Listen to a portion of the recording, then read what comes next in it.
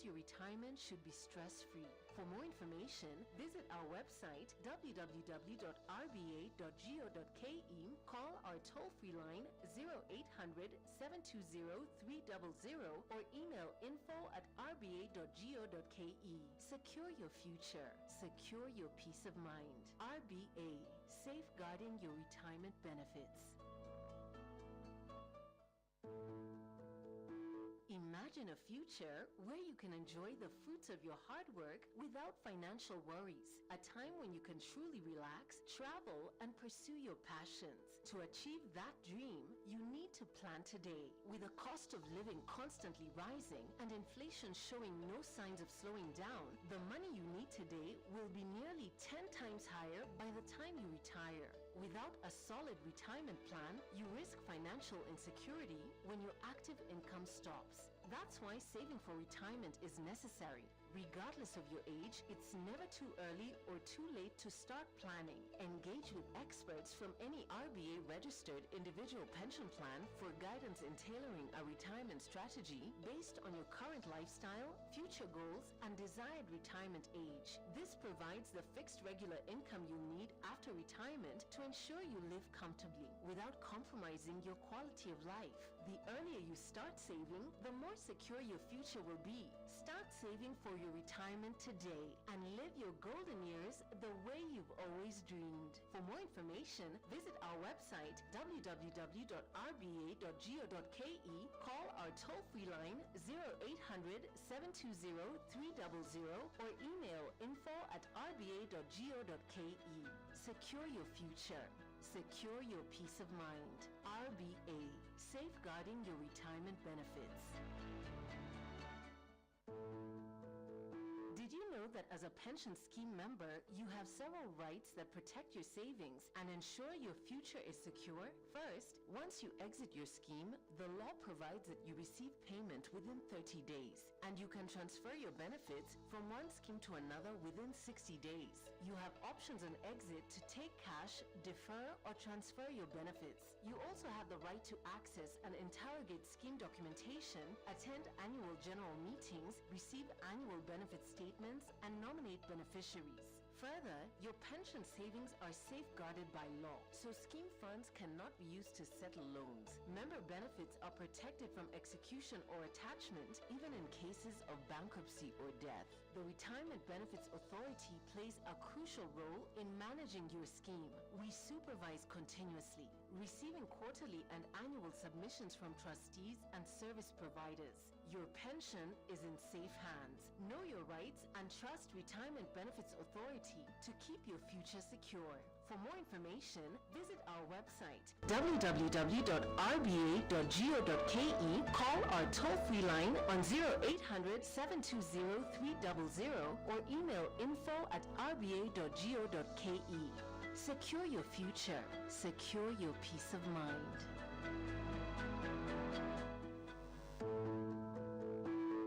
Many workers access their retirement benefits when switching jobs, unaware of the impact it has on their future. Taking out your retirement savings too soon reduces the income you will have when you retire, leaving your future less secure. Have you thought about the lifestyle or income you want to retire with? The earlier you start saving, the better. And the more you save, the more secure your future will be. Increase your savings today and live your golden years the way you've always dreamed. For more information, visit our website www.rba.go.ke, call our toll-free line 0800-720-300 or email info@rba.go.ke. Secure your future. Secure your peace of mind. RBA, safeguarding your retirement benefits. Do you have a complaint, or is something just not adding up with your pension scheme? It's easy to file a complaint directly with the Retirement Benefits Authority, and it's absolutely free. Just visit www.complaints.rba.go.ke and follow the prompts to file your complaint. RBA will acknowledge your complaint within 7 working days. Your complaint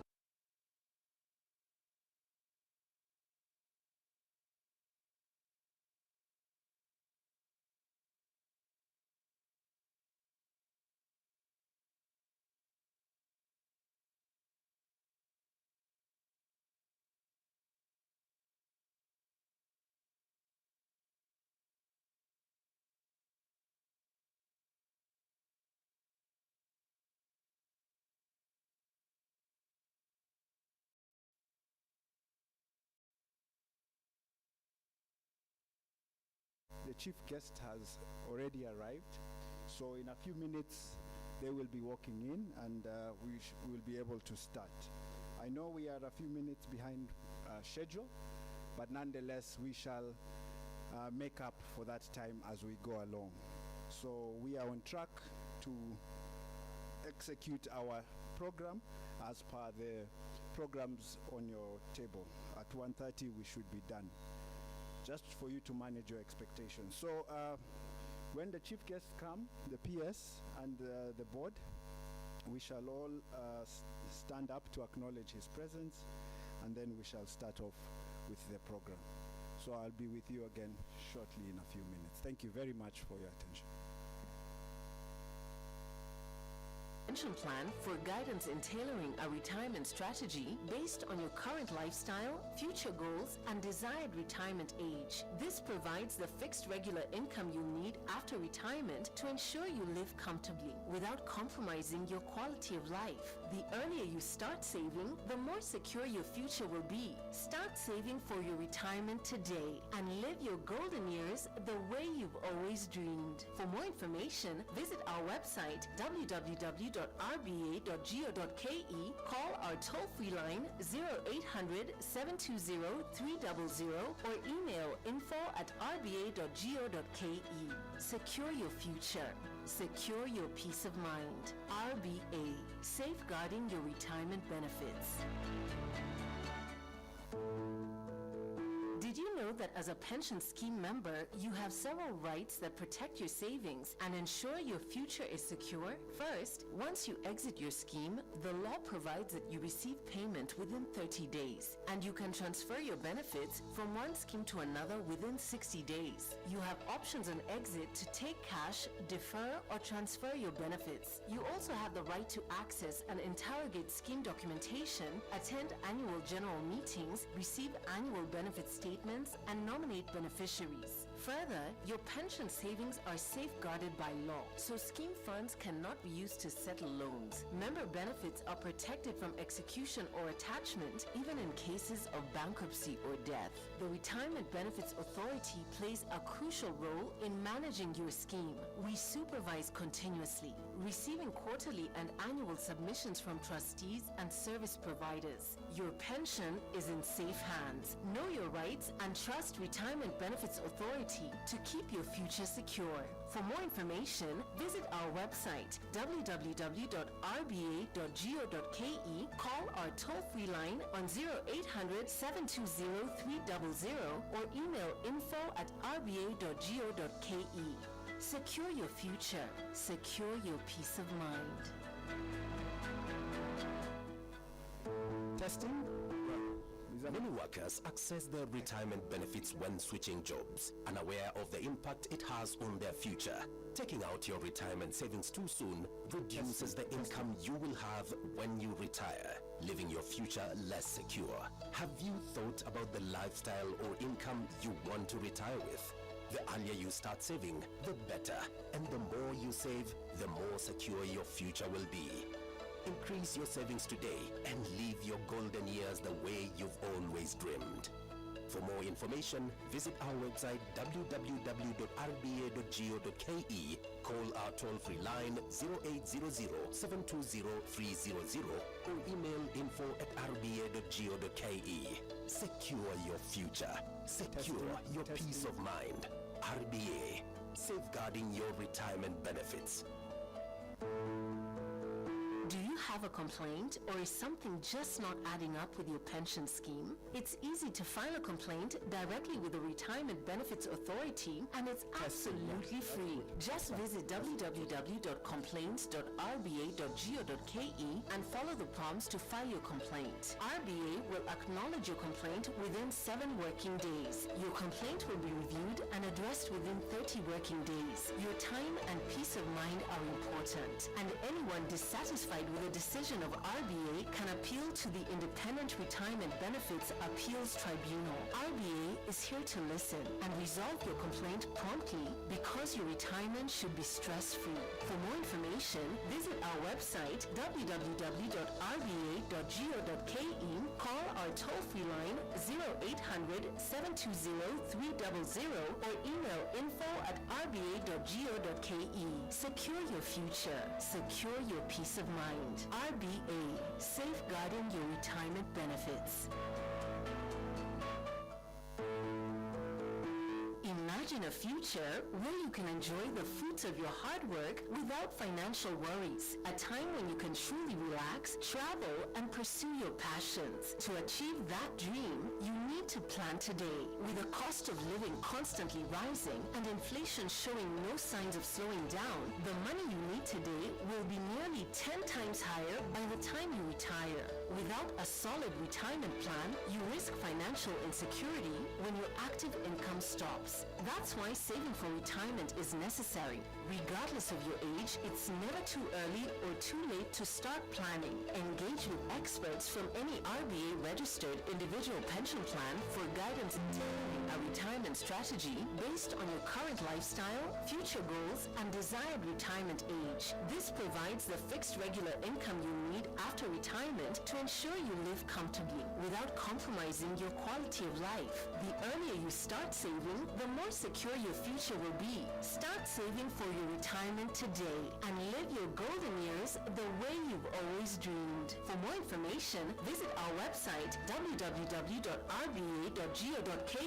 call our toll-free line 0800-720-300 or email info@rba.go.ke.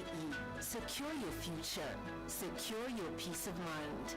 RBA, safeguarding your retirement benefits.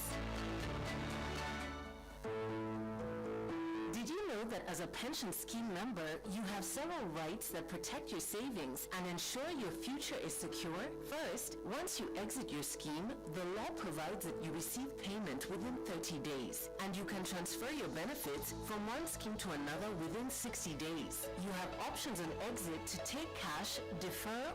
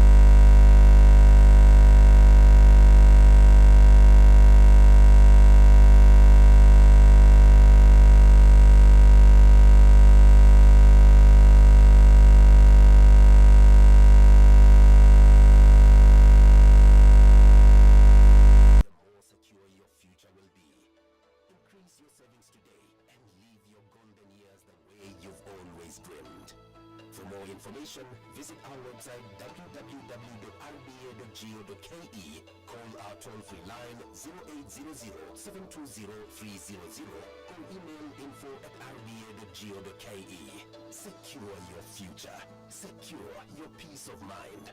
RBA, safeguarding your retirement benefits.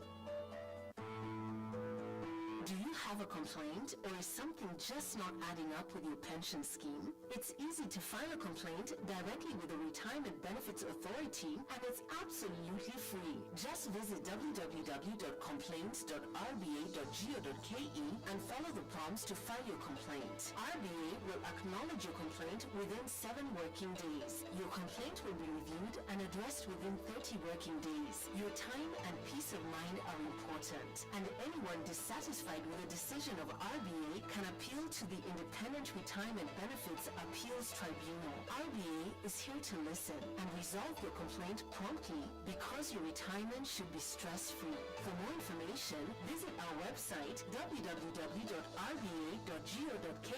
call our toll-free line 0800-720-300 or email info at rba.go.ke. Secure your future. Secure your peace of mind. RBA, safeguarding your retirement benefits. Imagine a future where you can enjoy the fruits of your hard work without financial passions. To achieve that dream, you need to plan today. With the cost of living constantly rising and inflation showing no signs of slowing down, the money you need today will be nearly 10 times higher by the time you retire. Without a solid retirement plan, you risk financial insecurity when your active income stops. That's why saving for retirement is necessary. Regardless of your age, it's never too early or too late to start planning. Engage with experts from any RBA-registered individual pension plan for guidance in tailoring a retirement strategy based on your current lifestyle, future goals, and desired retirement age. This provides the fixed regular income you need after retirement to ensure you live comfortably without compromising your quality of life. The earlier you start saving, the more secure your future will be. Start saving for your retirement today and live your golden years the way you've always dreamed. For more information, visit our website www.rba.go.ke, call our toll-free line 0800 720 300 or email info@rba.go.ke. Secure your future. Secure your peace of mind. RBA, safeguarding your retirement benefits. Did you know that as a pension scheme member, you have several rights that protect your savings and ensure your future is secure? First, once you exit your scheme, the law provides that you receive payment within 30 days, and you can transfer your benefits from one scheme to another within 60 days. You have options on exit to take cash, defer, or transfer your benefits. You also have the right to access and interrogate scheme documentation, attend annual general meetings, receive annual benefit statements, and nominate beneficiaries. Further, your pension savings are safeguarded by law, so scheme funds cannot be used to even in cases of bankruptcy or death. The Retirement Benefits Authority plays a crucial role in managing your scheme. We supervise continuously, receiving quarterly and annual submissions from trustees and service providers. Your pension is in safe hands. Know your rights and trust Retirement Benefits Authority to keep your future secure. For more information, visit our website www.rba.go.ke, call our toll-free line on 0800 720 300 or email info@rba.go.ke. Secure your future. Secure your peace of mind.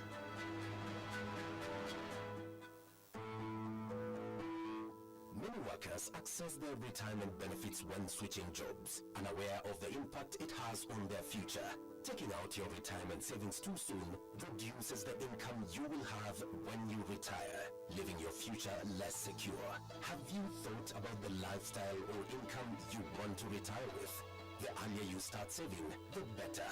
And the more you save, the more secure your future will be.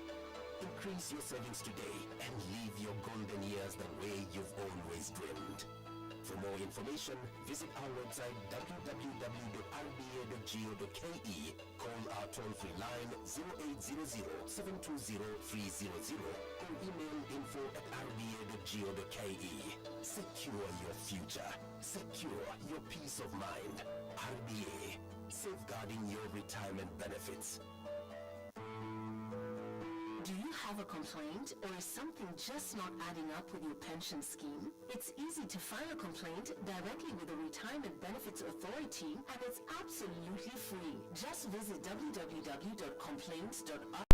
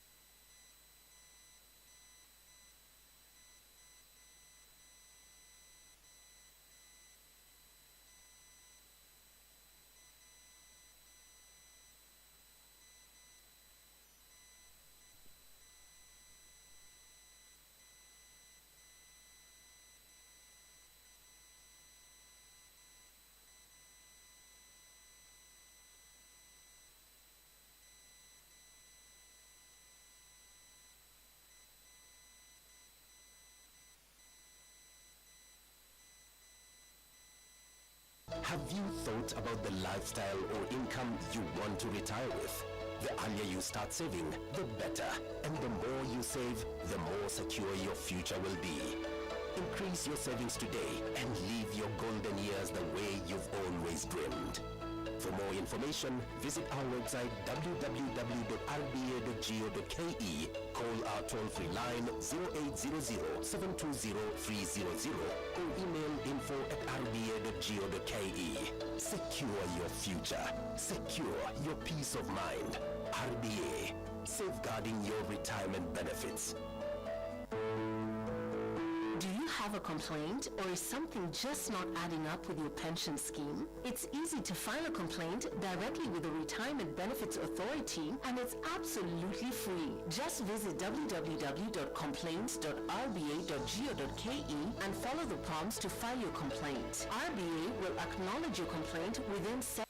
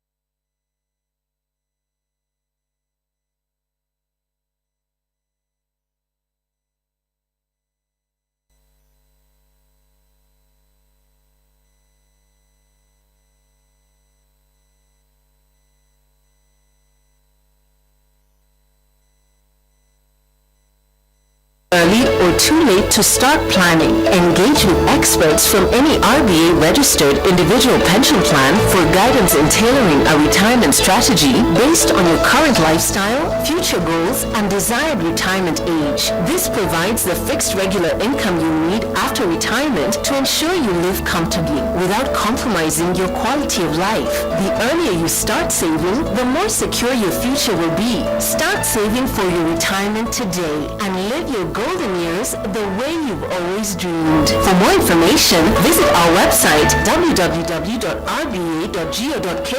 call our toll-free line 0800-720-300 or email info@rba.go.ke. Secure your future. Secure your peace of mind. RBA, safeguarding your retirement benefits. that as a pension scheme member, you have several rights that protect your savings and ensure your future is secure? First, once you exit your scheme, the law provides that you receive payment within 30 days, and you can transfer your benefits from one scheme to another within 60 days. You have options on exit to take cash, defer, or transfer your benefits. You also have the right to access and interrogate scheme documentation, attend annual general meetings, receive annual benefit statements, and nominate beneficiaries. Further, your pension savings are safeguarded by law, so scheme funds cannot be used to settle loans. Member benefits are protected from execution or attachment, even in cases of bankruptcy or death. The Retirement Benefits Authority plays a crucial role in managing your scheme. We supervise continuously, receiving quarterly and annual submissions from trustees and service providers. Your pension is in safe hands. Know your rights and trust Retirement Benefits Authority to keep your future secure. For more information, visit our website www.rba.go.ke, call our toll-free line on 0800-720-300 or email info@rba.go.ke. Secure your future. Secure your peace of mind.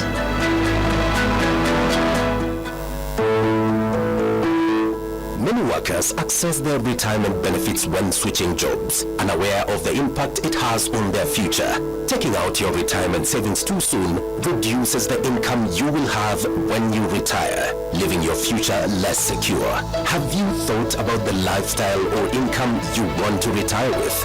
The earlier you start saving, the better.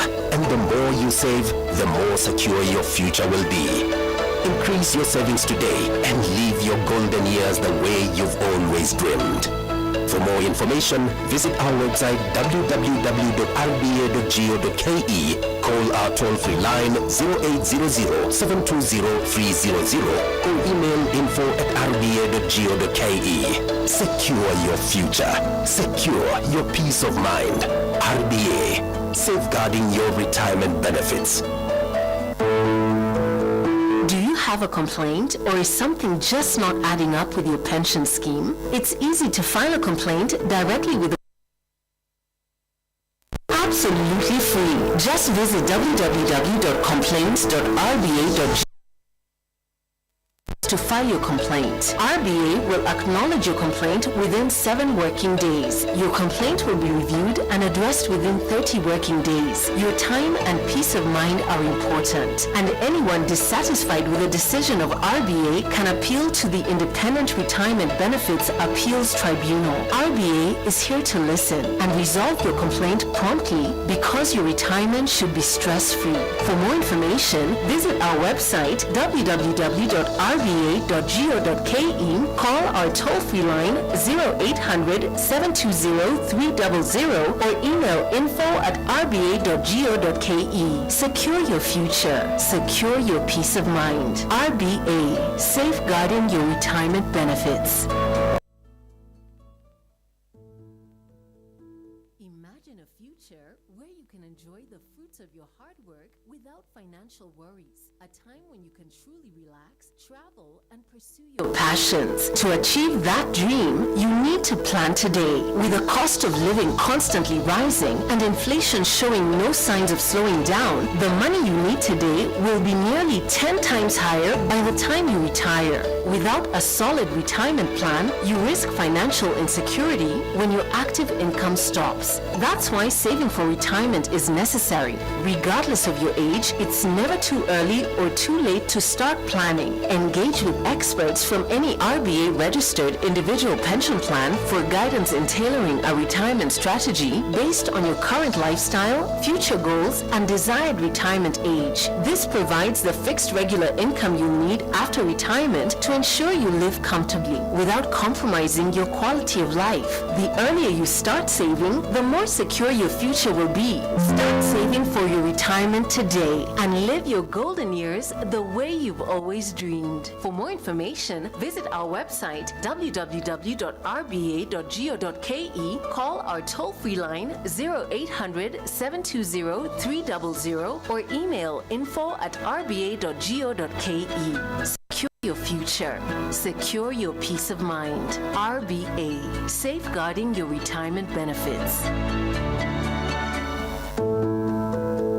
Did you know that as a pension scheme member, you have several rights that protect your savings and ensure your future is secure? First, once you exit your scheme, the law provides that you receive payment within 30 days, and you can transfer your benefits from one scheme to another within 60 days. You have options on exit to take cash, defer, or transfer your benefits. You also have the right to access and interrogate scheme documentation, attend annual general meetings, receive annual benefit statements, and nominate beneficiaries. Further, your pension savings are safeguarded by law, so scheme funds cannot be used to settle loans. Member benefits are protected from execution or attachment, even in cases of bankruptcy or death. The retirement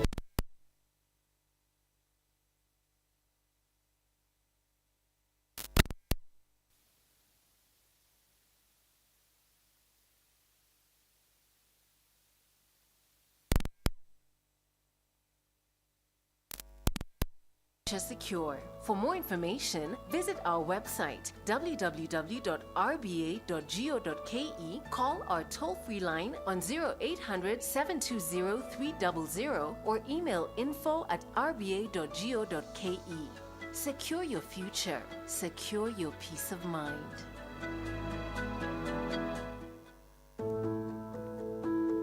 Many workers access their retirement benefits when switching jobs, unaware of the impact it has on their future. Taking out your retirement savings too soon reduces the income you will have when you retire, leaving your future less secure. Have you thought about the lifestyle or income you want to retire with? The earlier you start saving, the better. And the more you save, the more secure your future will be.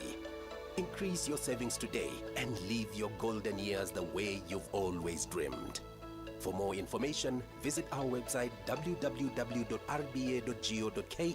call our toll-free line 0800 720 300 or email info@rba.go.ke. Secure your future. Secure your peace of mind. RBA, safeguarding your retirement benefits.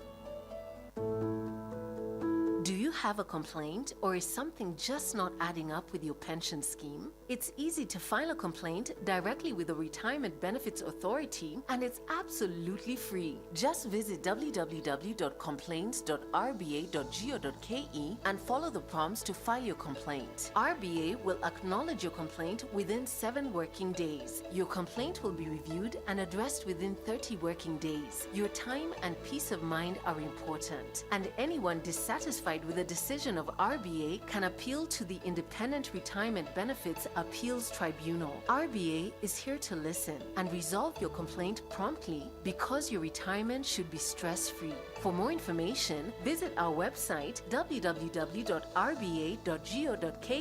call our toll-free line 0800 720 300 or email info@rba.go.ke. Secure your future. Secure your peace of mind. RBA, safeguarding your retirement benefits. Imagine a future where you can enjoy the fruits of your hard work without financial worries. A time when you can truly relax, travel, and pursue your passions. To achieve that dream, you need to plan today. With the cost of living constantly rising and inflation showing no signs of slowing down, the money you need today will be nearly 10 times higher by the time you retire. Without a solid retirement plan, you risk financial insecurity when your active income stops. That's why saving for retirement is necessary. Regardless of your age, it's never too early or too late to start planning. Engage with experts from any RBA-registered individual pension plan for guidance in tailoring a retirement strategy based on your current lifestyle, future goals, and desired retirement age. This provides the fixed regular income you'll need after retirement to ensure you live comfortably without compromising your quality of life. The earlier you start saving, the more more secure your future will be. Start saving for your retirement today and live your golden years the way you've always dreamed. For more information, visit our website www.rba.go.ke, call our toll-free line 0800 720 300 or email info@rba.go.ke. Secure your future. Secure your peace of mind. RBA, safeguarding your retirement benefits. Did you know that as a pension scheme member, you have several rights that protect your savings and ensure your future is secure? First, once you exit your scheme, the law provides that you receive payment within 30 days, and you can transfer your benefits from one scheme to another within 60 days. You have options on exit to take cash, defer, or transfer your benefits. You also have the right to access and interrogate scheme documentation, attend annual general meetings, receive annual benefit statements, and nominate beneficiaries. Further, your pension savings are safeguarded by law, so scheme funds cannot be used to settle loans. Member benefits are protected from execution or attachment, even in cases of bankruptcy or death. The Retirement Benefits Authority plays a crucial role in managing your scheme. We supervise continuously, receiving quarterly and annual submissions from trustees and service providers. Your pension is in safe hands. Know your rights and trust Retirement Benefits Authority to secure. For more information, visit our website www.rba.go.ke, call our toll-free line on 0800 720 300 or email info@rba.go.ke. Secure your future. Secure your peace of mind.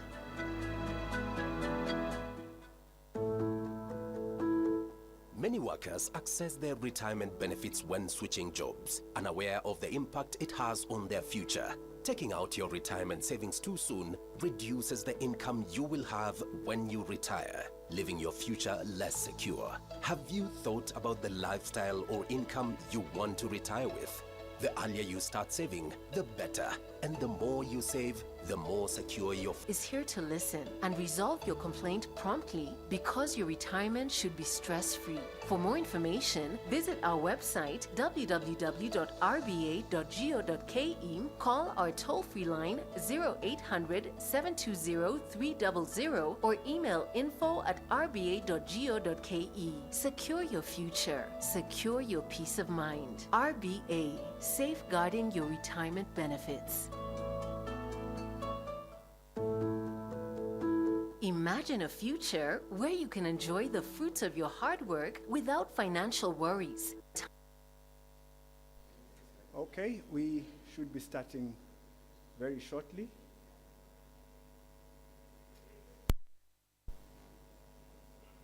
Let's stand and welcome our PS chief guest.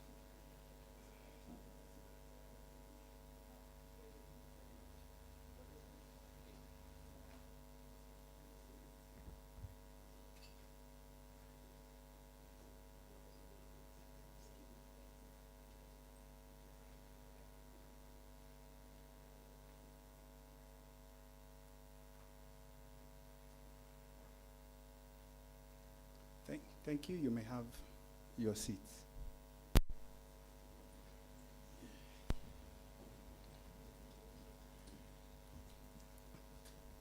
The Permanent Secretary, National Treasury, the Chair of and Board of Directors of the Retirement Benefits Authority, the Chief Executive Officer, Management and Staff of the Retirement Benefits Authority, industry stakeholders, and members of the Fourth Estate, good morning. My name is John Kerr, and I shall be the Master of Ceremony of today's forum. And we would like to start off this forum by putting it before our Lord. I will therefore invite Elizabeth Warwingi to come forward and start us off with a word of prayer. Welcome, Elizabeth. Thank you, John. I serve in the Directorate of Internal Audit and Risk Assurance, and good morning, all. Kindly let us be upstanding for a word of prayer. And let us pray. In the name of the Father, and of the Son, and of the Holy Spirit. Amen. Dear Lord, we come before you this day. We want to say thank you. Thank you for protecting us. For our government, we want to thank you for permanent secretary present here. We want to thank you for the RBA board and leadership present. Dear Lord, we also want to thank you for the stakeholders with us here today, and also for the planning that has been behind planning for this forum. Dear Lord, we also petition you and ask you for your guidance, your wisdom, your direction as we discuss the issues at hand, the program at hand, and pray that the resolutions we make will enable the authority to better serve our members and the industry at large. And may the grace of our Lord Jesus Christ and the love of God and the fellowship of the Holy Spirit be with us now and forevermore. Amen. In the name of the Father, and of the Son, and of the Holy Spirit. Amen. I will also request us to remain standing in honor of the national anthems of Kenya and the East African community. George, please come forward and play the national anthems.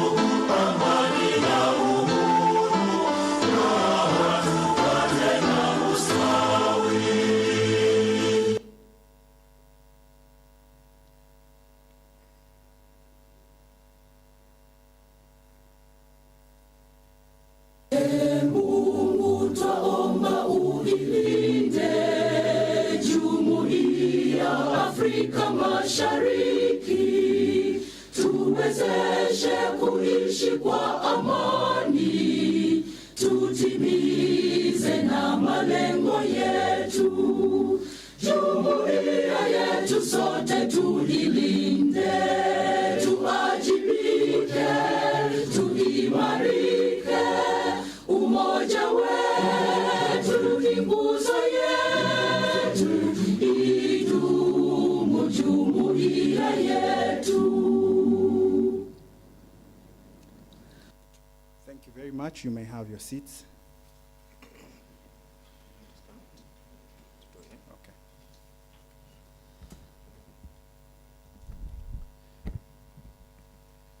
25 years ago, the Retirement Benefits Authority was established. 25 years of learning and growth, changes and challenges, achievements and transformations. The saying, or the proverb rather, that if you want to go fast, go alone. But if you want to go far, go with others, comes to mind. RBA has come a long way, and this journey has been a collaborative effort. It is therefore very important for the people who have been part of that journey, that achievement and that growth, to always come together to meet, consult, exchange ideas, and reflect. That is the backdrop of today's forum. And for purposes of getting this forum ongoing, I would like to invite the Chief Executive Officer of the Retirement Benefits Authority, Mr. Charles Mashira, to give his opening remarks. Welcome, Mr. Mashira.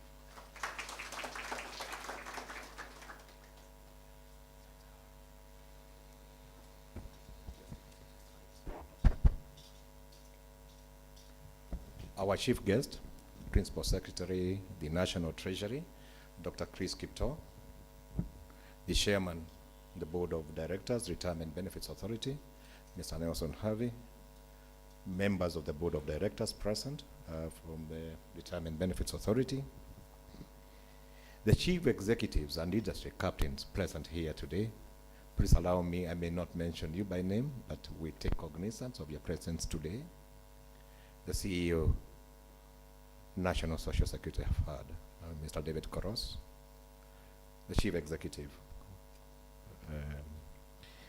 PSSS, Mr. Jonah Ayaibe, representative of the Commissioner General of Kenya, Madam Mbete Kimeu, and the representatives that we have from Kenya Revenue Authority today, esteemed stakeholders of this industry drivers and movers, colleagues from the Retirement Benefits Authority, members of the fourth estate, distinguished guests, ladies and gentlemen, good morning. I would like to begin by appreciating you all for accepting our invitation today and making time to be here with us this morning. I welcome you as stakeholders, and for this stakeholders forum that brings together the retirement benefits industry, particularly the pension industry and administrators, the Kenya Revenue Authority, who will be anchoring the second part of this session, the regulator, where we come from, and the National Treasury, to engage on this vital conversation and discourse revolving around promoting and development of this sector, revolving around the taxation and the tax incentives that has been extended to this industry in the recent past, and also to reflect on where we want this industry to go to, collective effort. And therefore, I invite you in this space, and I believe we are joined by one singular agenda to ensure that the Kenyan worker retires in dignity. Our chief guest, the Kenya Kwanza government committed to review taxation of the retirement benefit sector and this ecosystem.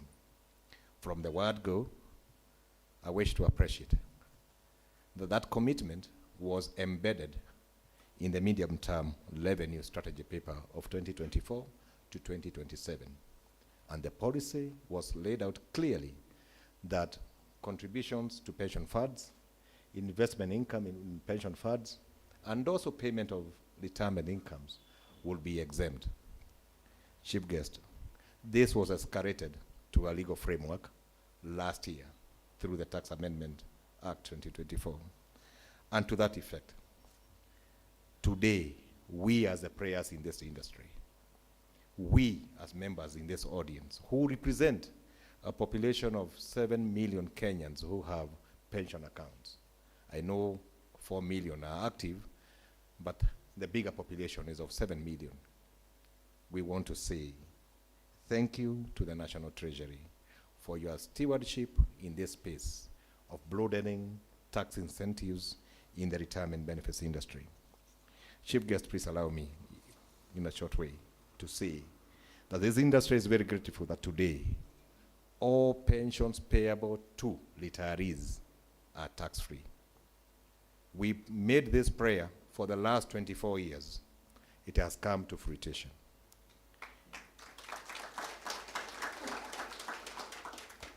Chief guest, let me add that even for the members who are contributing to pension funds today, we made players over the years, and today all employees in Kenya can limit contributions and be tax exempt to the tune of 30,000 Kenya shillings per month. We want to say thank you.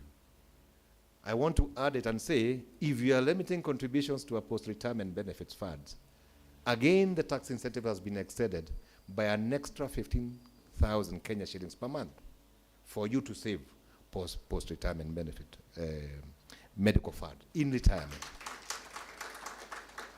So any Kenyan employee earning 45,000, limiting that kind of money into a pension scheme is purely tax exempt. Our chief guest, I look at it and I ask myself, if you serve and you have been a member of a pension scheme for 20 years, today you can access your benefit, again tax-free, notwithstanding the volume of the amounts. And we're in the space of fiscal consolidation, and these gains and benefits have been extended to this industry. So on behalf of this industry, our chief guest, I want to say we are very grateful. And before I finalize my space on the taxation, it is clear that today, the registration certificate issued by the Retirement Benefits Authority is also a tax exemption certificate under the Income Tax Act. It couldn't have been better, and these are very changes which are very impactful to this space. So we have laid an agenda today which is very fulfilling, an agenda which aims at giving policy proposition, an agenda that has rewarded the membership, an agenda which is rewarding retirees in Kenya today, and this industry. And because of this, as I stand in this platform, it gives me great pleasure to say that the impetus that this industry has been given can only, we have a challenge that we must grow the number of people saving for retirement so that everybody is included in these gains and baskets and in the offer that the government has provided. Please allow me, our chief guest, to put matters into context as to where we are as an industry. And just to say, as of December 2024, the assets under management in this space have now grossed over 2.25 trillion Kenya shillings.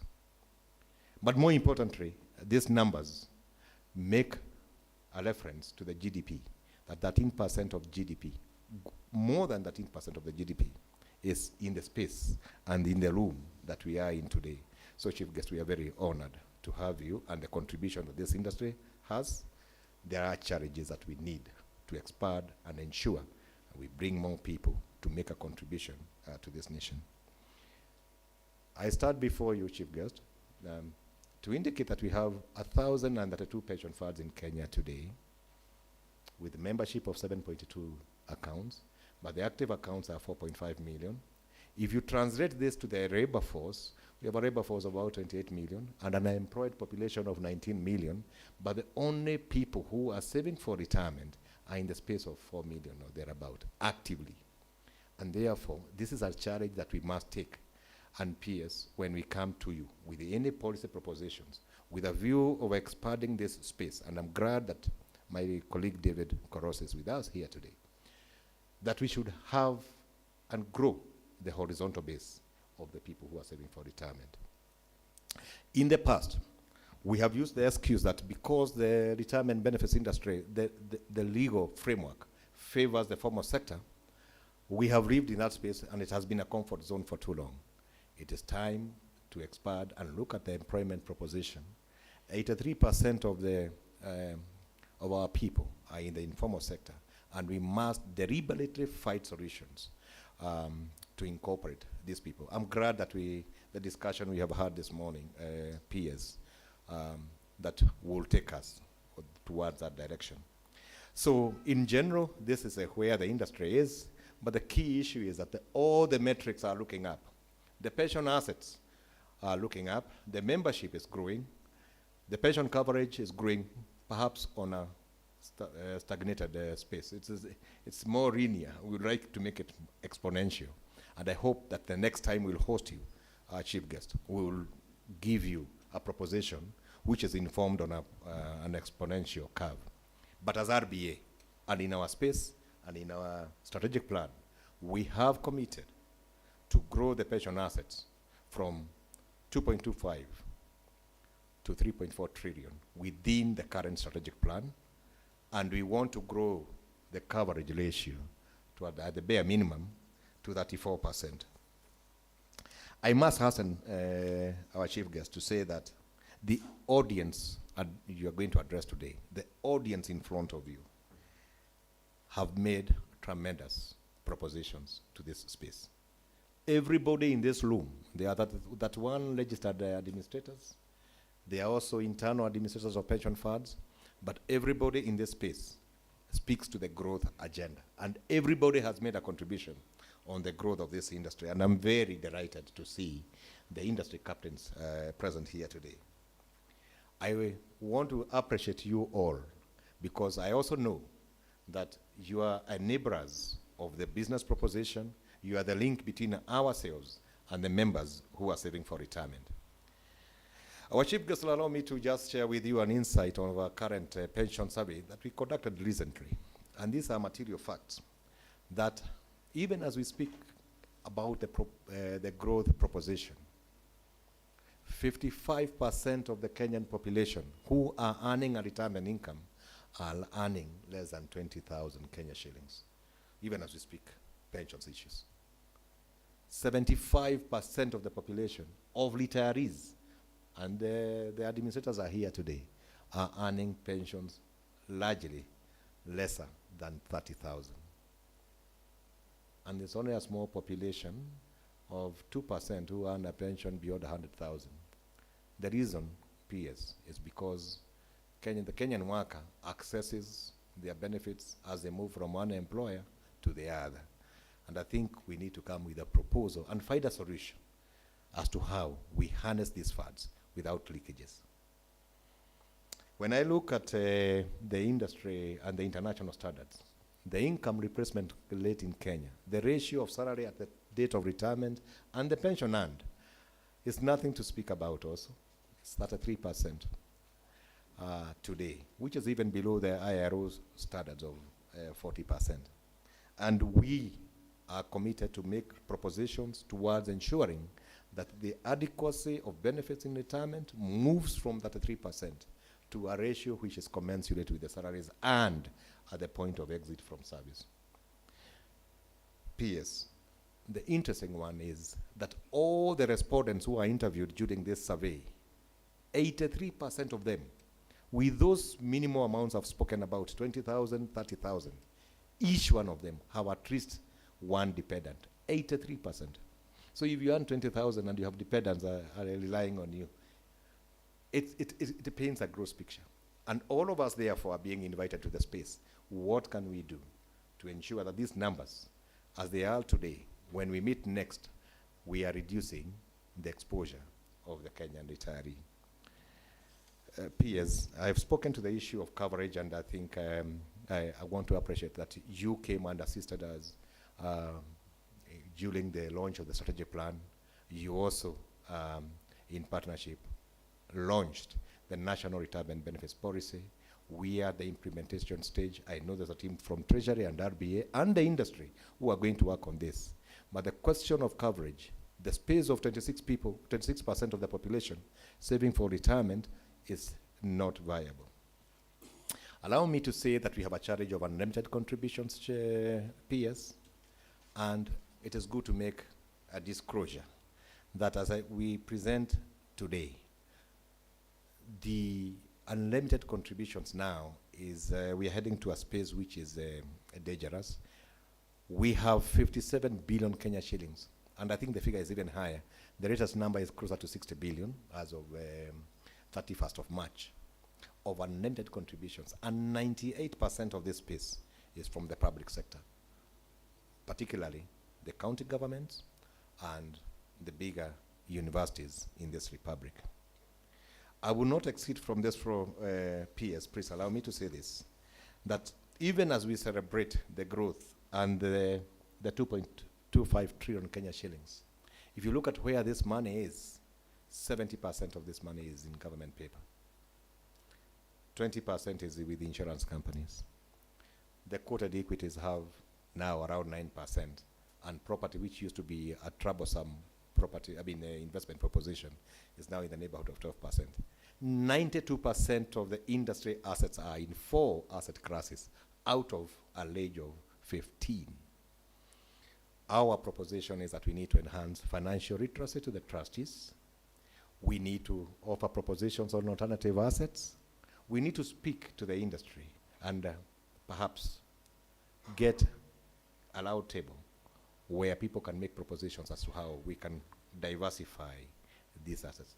It is clear that we have challenges in terms of the concentration risk. In closing, Chairman, our peers, I'm proposing, and we will be coming to you, our outlook is that we will be seeking on behalf of this industry to broaden and enhance the space of the tenure of the trustees. Currently, trustees serve for a term of 3 years, which is renewable once. The industry is saying maybe that term is smaller, and perhaps we'll be coming to you to seek for that dispensation. We are clear that we need to strengthen the law so that we can streamline protection of the members' contributions by ensuring that employers take offense or are punished for non-remittance of contributions. We are here with KRA today on two fronts to speak to the good gospel and what has happened in this space in terms of incentives. But we also want KRA to come into this space for the deviant employers who are not limiting contributions to give powers through KRA for agency correction of unlimited contributions. And I believe that we will make that proposal soon. Our chief guest, the question of enhancing preservation of benefits is with us. Today, every Kenyan employee who exists from service, even when they have a job and they have a letter for the new employer, they still want to access money. The current law allows 50% access of what you have accumulated. We want to say, and I know this is a discourse that the industry has brought forward, perhaps locking in everything may not be very practical for now, but maybe we should increase from 50 to 60% so that people cannot get more than 40%. And maybe next year when we come, we enhance it to 70%. And that way, we also make propositions of bartering of products so that when people leave and they cannot pay school fees or mortgages and Medicare, that they have an alternative as to how the pension fund can support them. Our chief guest, because time is a limited resource, I wish to make a submission, but please allow me to recognize there are so many CEOs of this industry, industry captains. May I request them to be upstanding just to be recognized and appreciated today, Sandeep and the team. Thank you.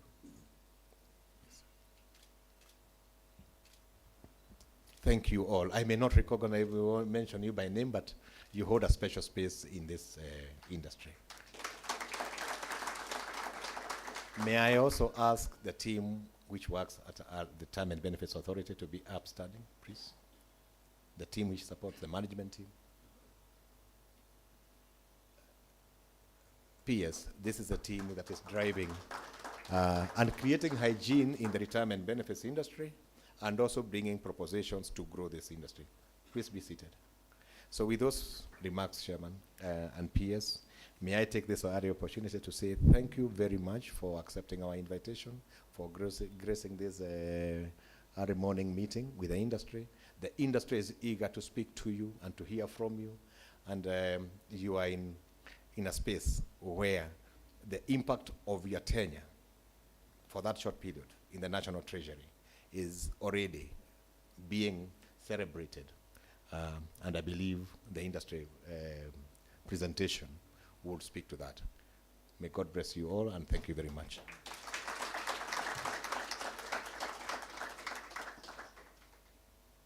Thank you very much, Mr. Mashira, for your opening remarks and industry outlook that have given us context of where we are to date. Before I invite the second speaker, I just want to notify you that this event is being streamed live on the Retirement Benefits Authority YouTube and Facebook platforms. So for those of you, your colleagues who may not have been able to be here, you can notify them that they can follow us through those particular platforms.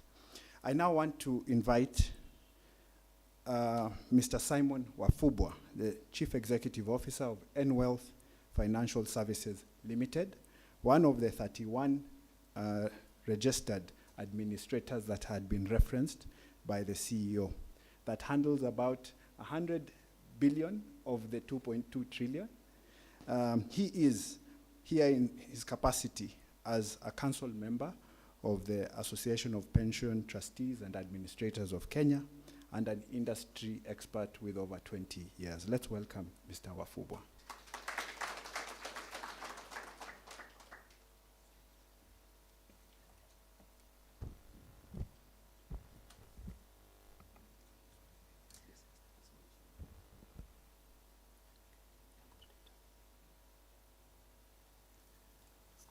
our chief guest, Dr. Chris Kipto, Principal Secretary, National Treasury, the Chairman of the Board of the Retirement Benefits Authority, CEOs present, NSSF, CMA, RBA, IRA, PSSS, and CPF, my fellow service providers in the sector, represented by the Fund Managers Association, APTAC, ARBS, and also industry colleagues, good morning. As chief guest, while I was seated there on a light note, so there was a joke or a question whether Kenyan men qualify to be either equities or bonds. And my neighbor on the right was saying, if you hold to maturity, maybe they would be bonds. And then on my left was a lady. They say, if you mark to market, they might be equities. And such are the realities of the discussions that we have today. As we reflect on the future of social security systems in Kenya, it is important to recognize the profound shifts taking place in our economic landscape. These challenges demand that we rethink our current approaches, policies, and strategies if we are to build a sustainable and inclusive social security ecosystem that will secure the livelihoods of all Kenyans. We are living in a time of undeniable transformation, and our demography is shifting. Chief guest, I keep thinking how would be a Kenyan millennial look like in retirement, or a Gen Z, or even a Gen Alpha. But these are actually the realities of the demography changing. And with their behavioral trends, these are likely to challenge our futuristic trends as regards to social security. At the same time, Kenya is facing the realities of an aging population, a population that is placing an increasing burden on our social security system. Yet, over 70% working in the informal sector are not saving enough for their retirement. This is not just a gap, it's a ticking time bomb. The world around us is changing too. Income patterns are evolving, driven by the rise in the gig economy. Technological advancements are shaping financial inclusivity, global geopolitics, trade policies, economic uncertainty, including the effects of currency fluctuations, continue to redefine the environment that we play in. Like J.F. Kennedy Jr. observed, he said that it's not safe if the majority who have around, and for the few who have plenty, but the majority don't have, it will no longer be safe. So in the same spirit, we must acknowledge that a fragmented social security framework is not sustainable. And a time has come for us to come together like we are doing to be able to redefine policy framework that will be able to shape our future. We must therefore shift focus from short-term fixes to long-term resilience, from isolated welfare measures to a comprehensive system that supports job creation, encourages saving, strengthens financial inclusion, and also reduce the cost of living. The future calls for bold, thoughtful reforms that will safeguard livelihoods, empowers communities, and ensure that no one is left behind. And the world is changing, and so we must. And in this regard, Chief Guest, allow me just to point us to a few policy reforms that the sector is looking at. One of which already the CEO of the Retirement Benefits Authority has spoken to is on unremitted contributions. I do not wish to repeat on that. But we have an opportunity to use globally, world over, pension funds have played a critical role in terms of infrastructure development. And in the spirit of broad-based, Chief Guest, we formed a broad-based collaboration with FMA. So my good friend Fred Mburu will be coming to speak into this in a few minutes. The impact of the NSSF Act 2013 has been really huge. and the numbers are being reflected in the growth of the sector, and the sector is very appreciative of the transformative agenda that the government has. However, there remains a few operational issues, one of which we are requesting that instead of SMEs and MSMEs applying to the RBA for opt-out approvals, by default, they should just contribute to any scheme that is already approved to receive Tier 2 contributions to reduce the burden of compliance. The rest should be enforced by the RBA just to check for compliance. But by removing that burden, it will make the process to be very efficient.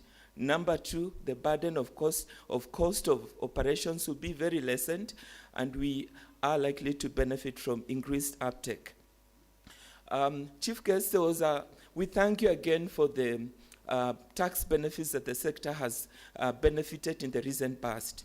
But we still have a small issue, and I think if we sort out this sector will be so happy, and the members who are saving in the pension schemes will be so happy. Under the NSSF Act Section 66, contributions are tax exempt, income is tax exempt, irrespective of how much, and also benefits are fully tax exempt. Occupational pension plans, on the other hand, they are not fully tax exempt. We still have corporation tax being applied on income that accrues on the investment income in the excess of the current 30,000. The request we have is for the waiver of the same. We are saving the same sector so that there isn't any discriminative applicability in terms of the tax legislative framework. The other key issue, PS, is that we have over 1,000, as you read, as the CEO of RBA presented, over 1,000 registered occupational pension plans, most of which are at 100 million, 200 million. We are recommending that there need to be a policy shift to consolidate so that we benefit from economies of scale, even for infrastructure development. Within the East Africa community, spirit of collaboration, we have a lot of labor movements between Kenya, Uganda, and East African community. The request is that we need to have social security policy reforms that enhances benefit portability even within the tax benefit framework across the East Africa community. In terms of coverage, we already have, the CEO has talked through, I don't want to speak into that, but I also want to request that I think the sector has really grown, and there is an opportunity that we can come together, both CMA, FMA, sorry, not CMA, Fund Managers Association, APTAC, ARBS, so that we form one consultative, like Kenya Bankers Association or AKI, so that we speak on policy issues from one front. Right now, the sector is so fragmented. You have the NSSF, you have PSSS, and those institutions can continue as is, but we don't have a central data dashboard. Right now, decision-making is data-driven, and data analytics is playing a critical role in terms of decision-making, strategic foresight and insight to shift policies. We recommend that we can actually have a one common body like Kenya Bankers that can be able to help us together to articulate policy issues in a collaborative way. The other key thing is that the sector PS is now closing into 3 trillion, but we don't have a college for social security. Who is going to serve the sector? I think time has come for us to have an initiative through which we can develop human capital that will be able to sustainably serve the sector. I think at this point, I would just want to ask Fred Mburu to come and wrap it up in terms of the FMA submissions. Thank you.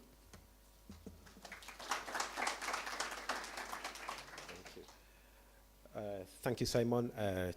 Chief Guest, PS National Treasury, Chairman, Retirement Benefits Authority, CEOs present, all protocols observed.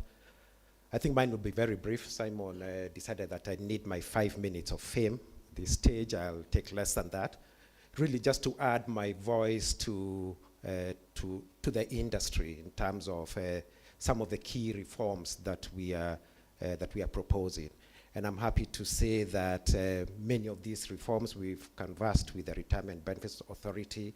We are aligned on many of them, and I think it's for the benefit of the entire industry that we seek to develop the market. I think just speaking very briefly to three key proposals. Some of these have already been mentioned. One is around what we believe are suboptimal schemes, and some of the statistics that RBA's CEO displayed for us, about 846 schemes below 1 billion shillings. We think that that size is perhaps suboptimal. We can have a conversation around what really is the definition of a small scheme. Is it 500 million? Is it 1 billion? But I think the point here being that there is benefit in economies of scale. Our suggestion is that whatever you define as a small scheme, perhaps look for some amendments in regulation to accommodate investments of these small schemes into umbrella arrangements. For us, it's very clear why this should be the case. Apart from the cost efficiency, I think when you look at the cost to income ratios for the smaller schemes, it tends to be higher. But there's also the bigger benefit around diversification of investments. You know, with scale, you then have opportunity to then spread your risk. RBA CEO spoke about where traditionally some of these schemes have invested. There's opportunity to invest in other areas such as alternative assets, alternative and investments. I think for us very clearly, especially as we push the agenda for infrastructure investments in this country, typically infrastructure investments tend to be high value tickets, and you cannot get into such opportunities when you've got a small value of a pension scheme. So for us, it does make sense, perhaps, that we progressively look at reforming the industry where smaller schemes then are amalgamated into umbrellas that will take advantage of the economies of scale. So that's number one. Number two is around, and again, it has been mentioned, the trustee tenure as is currently in regulation. Currently, it's a 3-year term, renewable once. We believe that there is merit in reconsidering a longer trustee tenure. Our proposition is perhaps look at a 5-year duration, renewable once.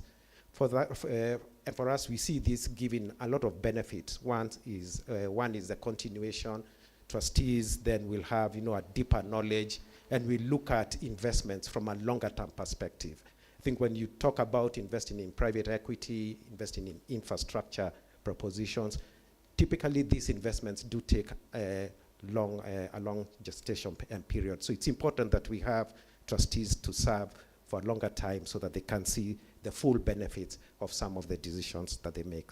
So again, that we are aligned with many of you that the current trustee tenure limit needs a relook. I think the final one, I'll be probably controversial here, and I hope I'll still remain friends with my friends at ACI, and I recognize the CEO of IRA is in the house. But the conversation around deposit administration schemes and the movement of segregated schemes into deposit arrangements, for us, we think there needs to be a bit of realignment around that. It is clear that, that the fiduciary responsibility of trustees should be to the members. We do believe that there should be no commission paid for this business, for pension fund business moving into a deposit administration scheme. There's really no reason to add that extra layer of cost to pension schemes.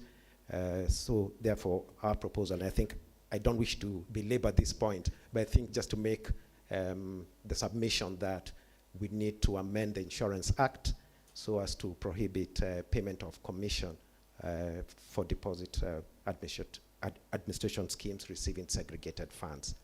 I think at that point, my time is over. Hand back to the MC, perhaps.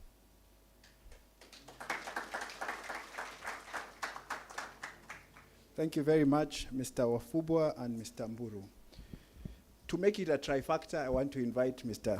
David Koros, the Managing Trustee and Chief Executive Officer of the National Social and Security Fund, to also give brief remarks. Karibu, Bwana Koros. Sorry. Thank you, John. I was telling John he has refused to grow old. I knew him as a young man and he has remained young. So, Chief Guest, PS, National Treasury, Commissioner, IRA, Chairman, Retirement Benefits Authority, CEO, RBA, distinguished ladies and gentlemen, industry captains, good morning. I can bet that I've been ambushed. I didn't have a speech. I didn't have Mashira just asked me to make a few comments, but yes, I said, why not? So I think a lot has been said by the 2 or 3 previous speakers on behalf of the industry.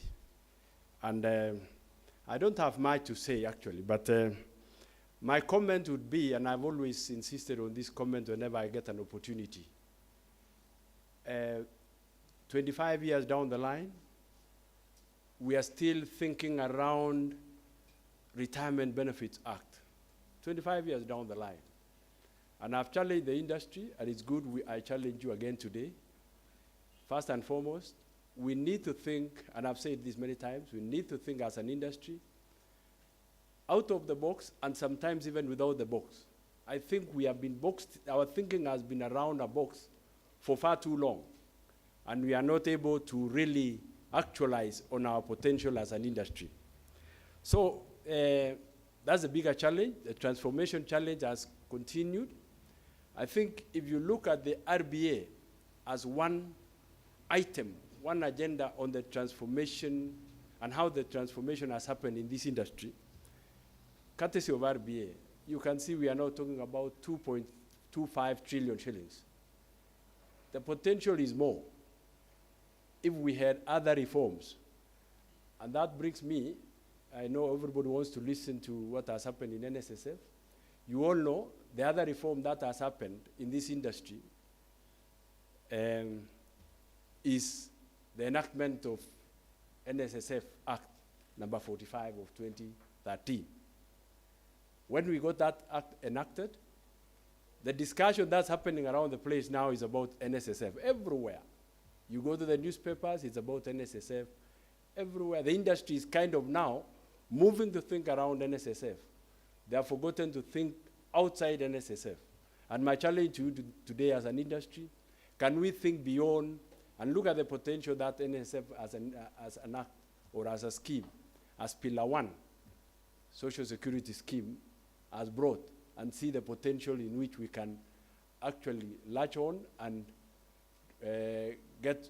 bring on new things. So the reforms in NSSF happened in 2013, and unfortunately, of course, in the region, the reforms went across the region. Uganda did, Tanzania did. But everybody around the region implemented theirs. What happened here? We went to court. And as we speak, the NSSF in Kenya is the smallest scheme, the smallest social security in the region. Because we wasted a whole 10 years fighting a small piece of legislation. If we had fought the RBA Act, and I know there was resistance in 1997 to 2000, thereabout, but we embraced it and moved on. So my request today is, can we embrace also the changes that come along? Because with NSSF coming in Kenya, as we speak today, we implemented the Act 10 years later, and we've managed, within that short period, we have just implemented it over the last 2 years. We've saved an additional 220 billion shillings as we speak today. As at the end of 31st December, NSSF as a fund had grown to about 520 billion. In our strategic plan, we had planned that we will hit 600 billion by June 2026. Well, I can tell you by June this year, we'll be 600 billion. So that is a transformational action that we need to embrace as an industry. Of course, I know I would not want to end without talking about the provision for the opt-out and the challenges that are there. And I want to commit the commitment of NSSF and commit that we will cooperate together with the industry and see that we have a seamless opt-out process. But my word of caution is, these are, NSSF is pillar 1, social security. And if you look at the way social security is organized, pillar 2 is supposed to augment pillar 1 or complement pillar 1. So even as we go about, let's not look at us as a business where we are going out to just emphasize on opt-out as a business. I know of some of the administrators in this space who, in their strategic plan, have said we must have 100 schemes by end of the year opting out from NSSF. Surely, if you do a strategic plan where your main focus is opt-out, then let's not look at it as a business. So anyway, I think I had made some comments earlier. So we laud the transformation that's happening, but let's jump to the next level of transformation.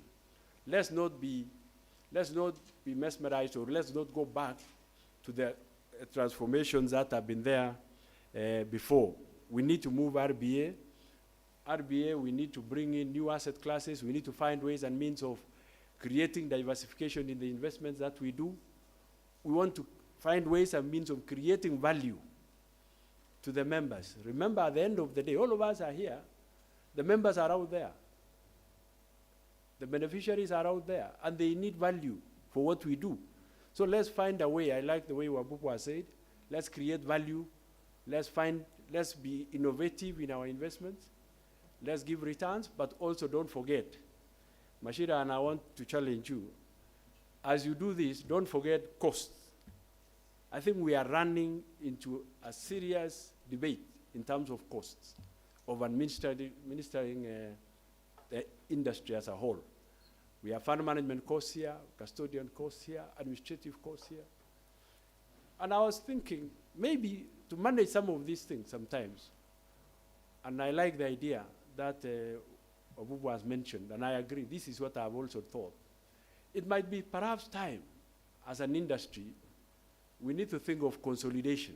I think we have split ourselves fat into two small pieces, so that costs are almost becoming a problem.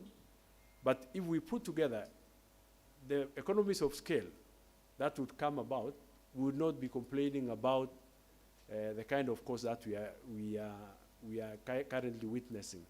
And when I talk about costs, it's across the board.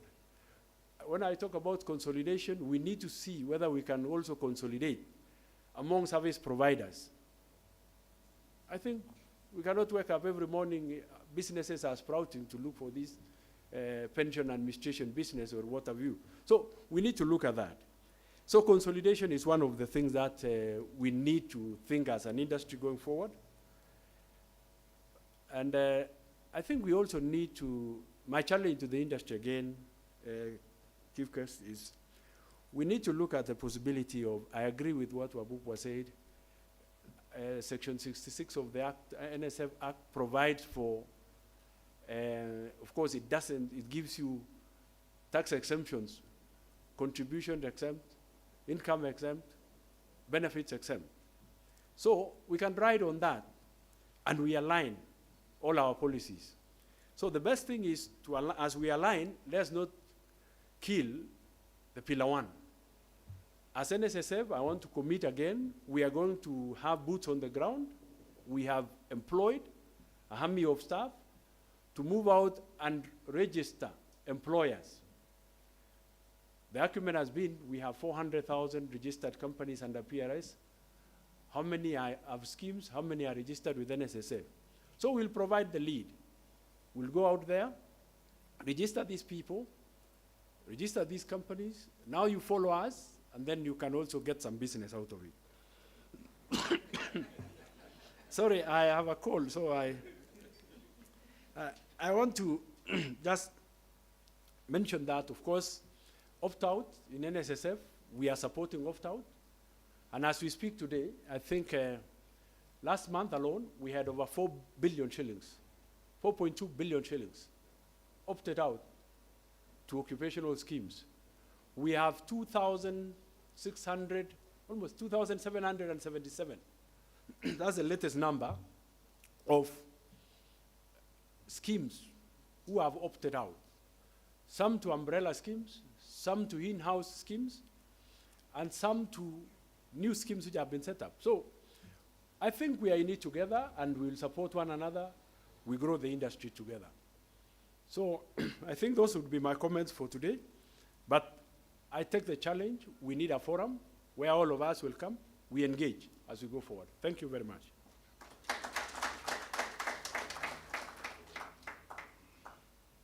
Thank you very much, Mr. Koros. I now want us to make progress to the next phase. And protocol normally demands that I would invite the Chief Executive Officer to invite the chairman, but he has delegated to me. And therefore, I want to take this esteemed honor to invite Mr. Nelson Harvey, the chairman of the Retirement Benefits Authority, to give his remarks. Karibu-san.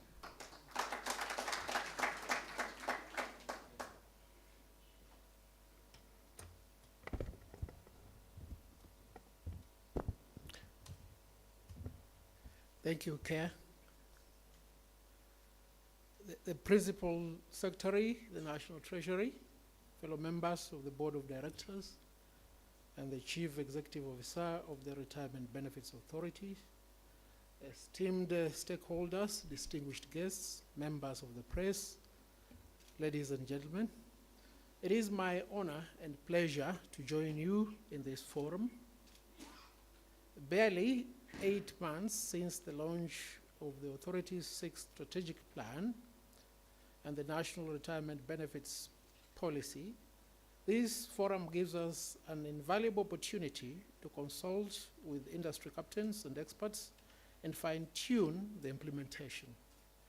Ladies and gentlemen, it is undeniable that Kenya's retirement benefit sector has grown by leaps and bounds since the inception of the authority. The sector now accounts for 14% of the nation's gross domestic product, and its impact on the overall economy is significant. Yet, so much remains to be done towards the realization of Kenya's economic transformation agenda. We cannot rest when only 26% of our workforce is saving for retirement. We must actively seek out the bulk of our workers, especially the self-employed and those at the bottom of the pyramid, to also secure their retirement. To that end, Honorable Principal Secretary, the authority is most grateful to the National Treasury for having operationalized the Kenya National Entrepreneur Saving Trust, which augments the independent pension plans and provides a safe and convenient avenue for our workers to secure their retirement future. Ladies and gentlemen, with assets under management amounting to 2.25 trillion, pension schemes are considerable drivers of the gross domestic savings, and they significantly impact in the investment climate. The National Social Security Fund Act 2013 is a significant development in that area.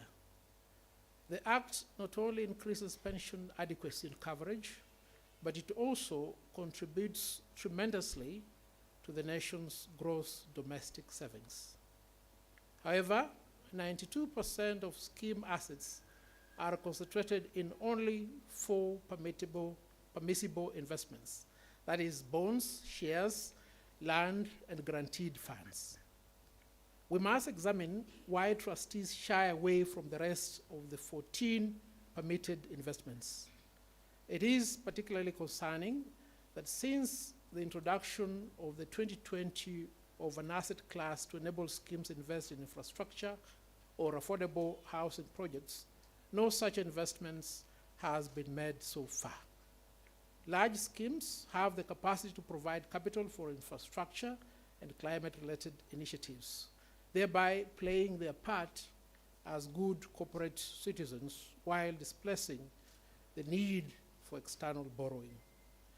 I challenge the stakeholders present to propose the changes needed, if any, to actualize such investments.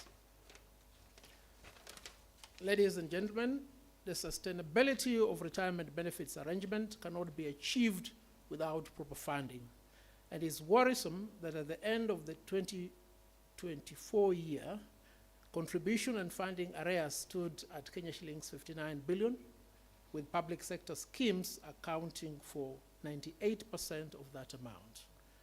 The authority is grateful for the tireless efforts of the National Treasury to find a lasting solution for the challenges besetting schemes serving workers of devolved units. And we look forward to the output of the multi-agency task force that was appointed for that. We also are at the consultative stage on amendments aimed at making the authority's enforcement capacities more robust. Ladies and gentlemen, the Tax Laws Amendment Act 2024 is one of the most momentous developments in the nation's tax regime. This amendment will greatly improve the pensioners' welfare and encourage voluntary savings. We thank the government for making this amendment, notwithstanding a very tight fiscal environment. We are also grateful for the recent amendments to the trust laws, which have brought clarity and efficiency in registration processes, and we thank you for the National Treasury's continued support in developing the legislative framework in that regard. Ladies and gentlemen, as I close, I wish to underscore the critical role that you, as industry captains and stakeholders, play in the sector. Without your labor and expertise, without your proposals for improvement, and your cooperation in enforcement, without your marketing and messaging, and the sector wouldn't be where it is now. For that, we thank you all. Thank you very much for lending me your ears. I look to the rest of the program. Thank you, friends.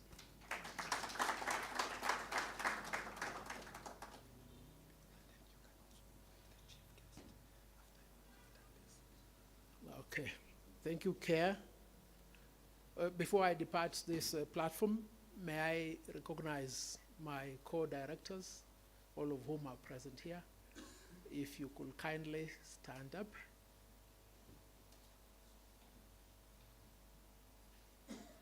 And because we are the host, we want you just to hear their names from this side as we go this side. Ambrose, start. Good morning. My name is Ambrose Ivango from the National Treasury, substantively PSCC. Good morning.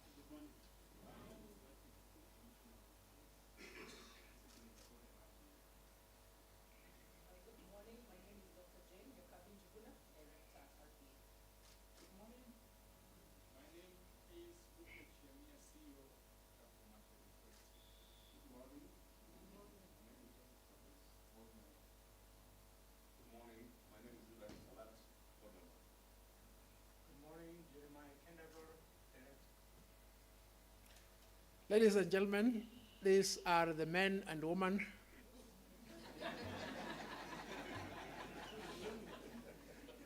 well, I take no responsibility for the default, but you can be guaranteed the woman performs effectively and efficiently as 10 men.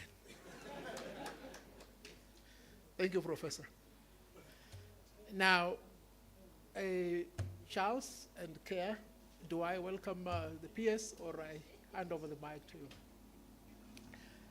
Dr. Chris Kipto, our guest of honor, and the PS in charge of our ministry. It is my pleasure to welcome you to speak to your clients. Karibu.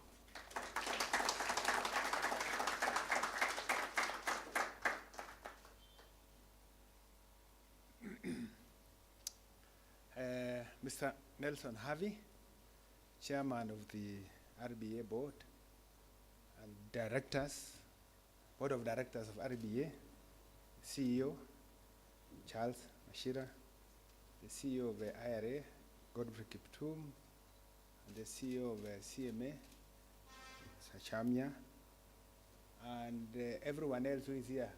How are you? Salamiana, Mjambo. I was reflecting on my attendance of functions in the financial sector since I became PS, for insurance sector, for CMA, and RBA.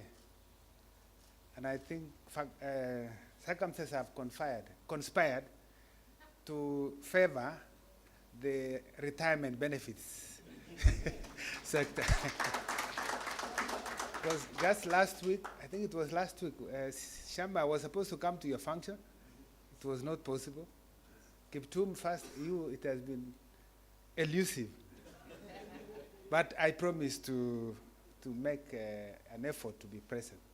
I think I enjoyed the briefing session thoroughly. I think I really was able to catch up on many issues in the sector. So I have a speech which has been prepared, and we have been trained that we need to stick to the script. So I'll deviate once in a while. So thanks for inviting me to this event. I was in another function of RBA in August last year to launch the strategic plan and the national retirement benefits policy. So today I'm here again for this function. And it's a forum that has been convened at a time when the pension sector is encompassed with significant economic, demographic, and policy transformations. So it's a moment to reflect in our journey, especially since the coming into being of RBA in 1997, when the RBA, the Retirement Benefits Act was legislated. This legislation has led to the establishment of a dedicated regulatory agency, the name of RBA, and the laying of minimum standards for managing retirement schemes. And since then, the sector has experienced remarkable progress. But I must admit, even though we have made progress, there is still much more work that needs to be done, as I've heard from many speakers that have been here. I will skip a bit on the economy and go straight to what I consider as necessary for today, and that is to focus on the financial sector. And I want to say that this sector, the financial sector services, remains a key pillar of economic growth, playing an integral part in resource mobilization, capital formation, and ultimate economic expansion.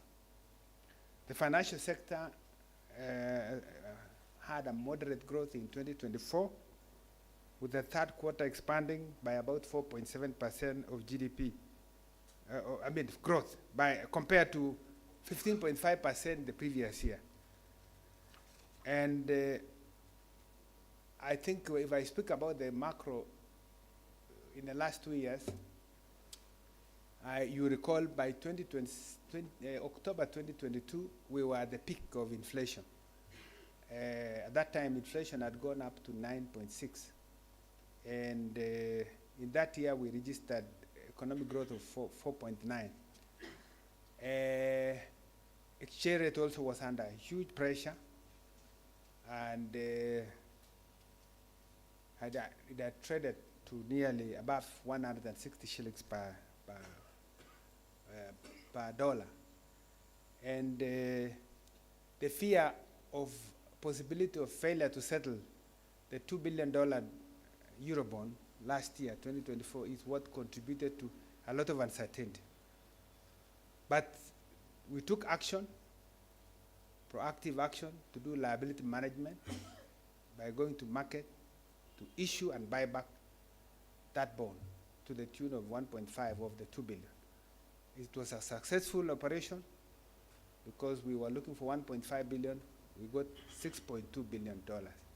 That was a manifestation of the confidence that investors have on the Kenyan economy. And that action, combined together with the work that central bank did through monetary policy tightening, led to lowering of inflation to the extent that now we talk of inflation being at 3.5%. In fact, it had come down to 2.7. And the exchange rate has stabilized from 160 to around 129, 130 for a while now. And we have seen this also leading to build-up of reserves at the central bank. There is our reserve position have gone up now. We are talking of almost 10 billion worth of reserves. So that gives us a cushion. It gives us a buffer for dealing with external shocks. And you can imagine, I think, probably the shilling would have even been stronger if that presence of central bank was not there in the market. And then interest rates have come down. And today we are talking about treasury bills. I think last week when I was getting the auction results, the treasury bill rates were around 8.8, which is half of what it was last year when we were talking about 16%.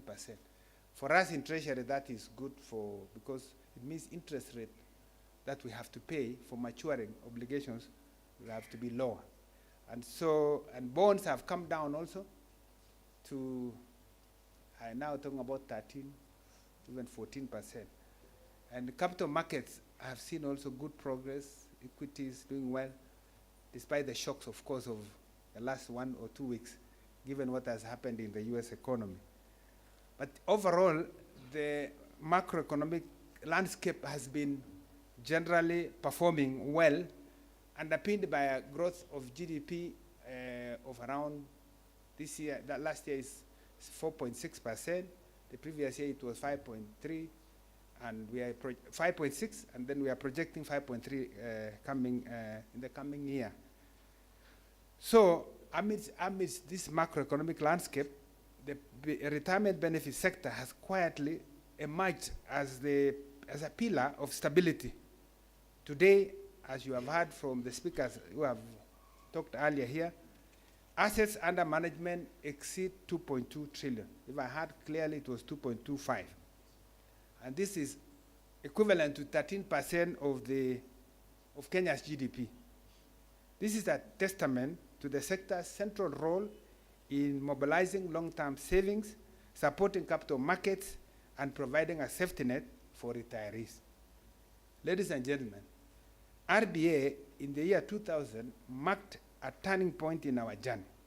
At that time, the sector was fragmented, informal, and largely unregulated. Today, we are proud to have a well-structured industry with over 1,000 registered schemes, in particular 1,031 registered schemes. And we have also strengthened governance and enhanced oversight. We have also witnessed the evolution of pension products with increasing inclusion of previously excluded groups, particularly low-income earners. This has been achieved through investment diversification, ensuring that pension funds are invested in secure, long-term assets that deliver value and ensure sustainability. These achievements are the result of collaborative efforts across the sector, from the regulators and trustees to fund managers and administrators. I wish to express my sincere appreciation to each of you for your contributions. And in the public sector, one of the most significant reforms has been the establishment of the defined contribution scheme by way of public service superannuation scheme. This is the one that has been a marking of a shift from defined benefits to defined contribution arrangements. This change addresses legacy challenges such as delayed benefit payments and rising liabilities, while promoting fiscal sustainability and transparency. Since 4 years ago when we started PSS, it has been part of Treasury, but when I came in, together with our team at Treasury, we said we need to make this baby now be independent. And we allowed it to move. I think, Ayabe, you must be now in your own institution. I think you have your own offices, you have your board. They are independent. And over 4 years, their assets have grown to over now 200 billion. And that's very impressive growth. I have seen also NSSF has done very well. I'm told between 1960 until recently, over 60 years, we had an asset of 300 billion. And in the last 2 years, NSSF assets have grown by 200 billion to now 520 billion. Can we give them a round of applause? So only these two institutions, 500 plus 200 of the 2.2 trillion. That's a significant amount. And so I really am cherished. And of course, the remaining component that is in treasury is what we are struggling. I think we are also working hard to make sure that we keep paying on time. But of course, you know, sometimes because of exchequer issues, we are not able to do that. But I want to say this, that one of the public pension service pensions front, I want to confirm or reaffirm National Treasury's unwavering commitment to enhance the pensioner experience through technology, innovation, and service modernization. So our pension department, that is still at the Treasury, has carried out reforms, and we have what we call Electronic Pension Management Information System, EPIMS, which is now nearing completion. This system represents a fundamental leap forward. It will automate pension processes, integrate seamlessly with other key government platforms, and deliver real-time, user-friendly services to our pensioners and their beneficiaries. But ladies and gentlemen, technology alone is not enough. The success of this digital transition rests squarely on the quality and integrity of the data we migrate into the new system. So to that end, the National Treasury, through the Pensions Department, has undertaken a comprehensive and painstaking data validation exercise, drawing from multiple sources.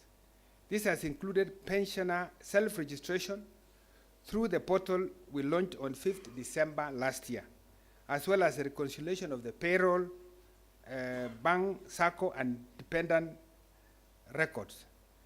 And I'm pleased to inform you that up to today, we have achieved 87% success rate in updating key identifiers.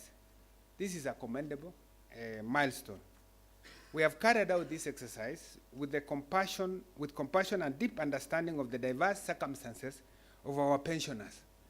After the 3-month window for self-registration that closed on 28 February 2025, we offered another 15-day extension to accommodate those with genuine constraints. Based on the feedback received over the 15 days, and in the spirit of inclusivity, and to prevent any unnecessary disruption to the pensions payments, we have made a final decision, which is to reopen the portal one last time until 10th May 2025. Let me be clear. This has been an open, inclusive, and empathic process. But the time has come to conclude this phase and finalize a clean, credible pensioner database. With the progress made, we are preparing to roll out the e-pension system fully to align with the new financial year beginning 1st of July 2025. Accordingly, I must emphasize that any pensioner who fails to validate or update their information by 10th May 2025 will be suspended from the payroll starting that month. This is not a punitive measure. It is a necessary step to ensure that only eligible and validated pensioners remain on the system and to safeguard the integrity of the payroll as we transition to the new digital platform. In this final stretch, I want to urge our partners, particularly pension disbursing institutions to stand with us, help us reach the remaining pensioners, assist us with follow-ups, ensure that no deserving retiree is left behind. I particularly commend the SACCO sector, whose leaders met with us on 18th March 2025 and agreed on a collaborative framework with the Pensions Department that is already bearing fruit. But more importantly, this reform has direct, tangible impacts on the people's lives. For a retiree, timely pension payments means being able to afford basic needs, be it food, healthcare, or supporting a grandchild's education. For example, a retired teacher in the village educates and feeds her grandchildren, as well as pay for medical bills using her retirement benefits.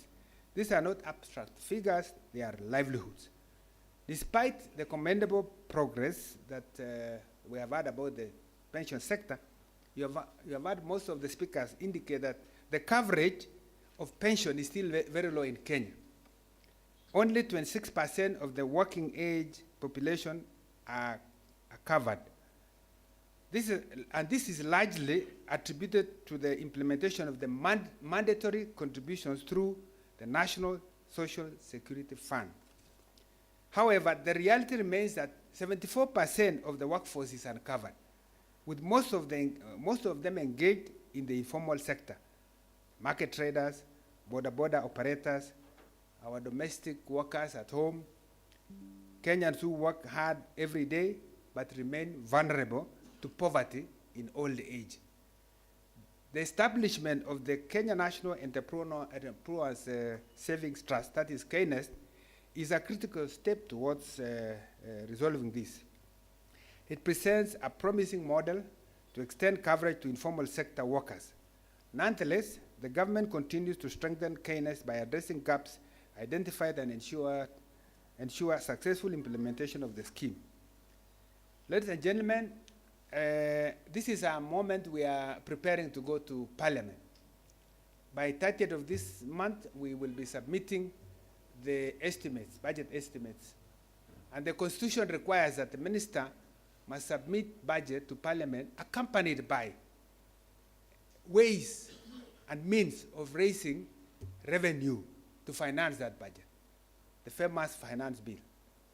And I'm happy to note that last year we were able to take reforms to Parliament that also gave benefits to this sector. And whenever we talk about finance bill, people think that it's about raising measures. No, it's more about improving the incentives, raising resources to finance a budget, but also addressing important issues. So the recent tax law amendments that affect the retirement benefit sector offered positive incentives for increased pension savings and aim to encourage saving for post-retirement healthcare, which is a growing concern for many. And these are the reforms that we managed to have last year. One is that all pension payments are now exempt from taxation. This is both monthly pensions, whether they are lump sum or gratuity. Isn't that progress? So those tax measures gave an increase of 30%, because by exempting you, it means you have 30% additional income to you. Number two is that contribution to a post-retirement medical fund is now tax-free, subject to a limit of 15,000 shillings per month. So you can get into a medical fund, post-retirement medical fund, contribute up to 15,000 without being taxed. Isn't that progress? We must, and also if you want to contribute to a pension, contribute to a pension scheme, we have now raised it from 20,000 to 30,000 shillings per month, or 240,000 shillings per year to 360,000 per year, which is tax-free. That's also good for the pensioner. Isn't that progress? And lastly, if you have investment income from a post-retirement medical fund, whether or not the fund is part of a retirement benefit scheme, you now enjoy exemption from tax.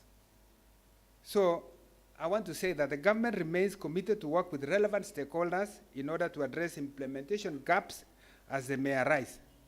Forums such as these are vital for that purpose. And I think we discussed in the room, I have given my pledge that, that the industry can discuss some of the issues you have been having. And let's meet in the first week of May. I'll personally lead the Treasury team to make sure we go through the issues and find a way to implement them. And I'm happy to see the chairman here, CEO, is chairing a committee of experts. I think when we were in the PSS forum last year, the CS gave me a directive to meet you, the industry, and see ways in which your sector can contribute also or take advantage of opportunities in the sector, like PPPs, for instance. What role can you play? And I think there is good progress. You call yourselves committee of experts. And this committee of experts has done a good job. We have gazetted them. I hope the gazette notice has come. And we are looking forward to your experts. So we hope to get some good input from you. Koros, are you doubting that he's an expert?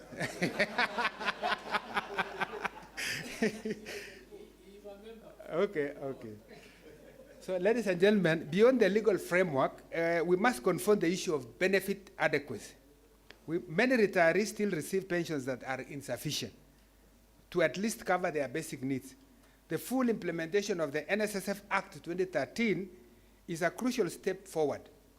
However, this must be complemented by strategies such as the voluntary top-ups, financial literacy, and strict enforcement of contribution remittances, especially with the public sector.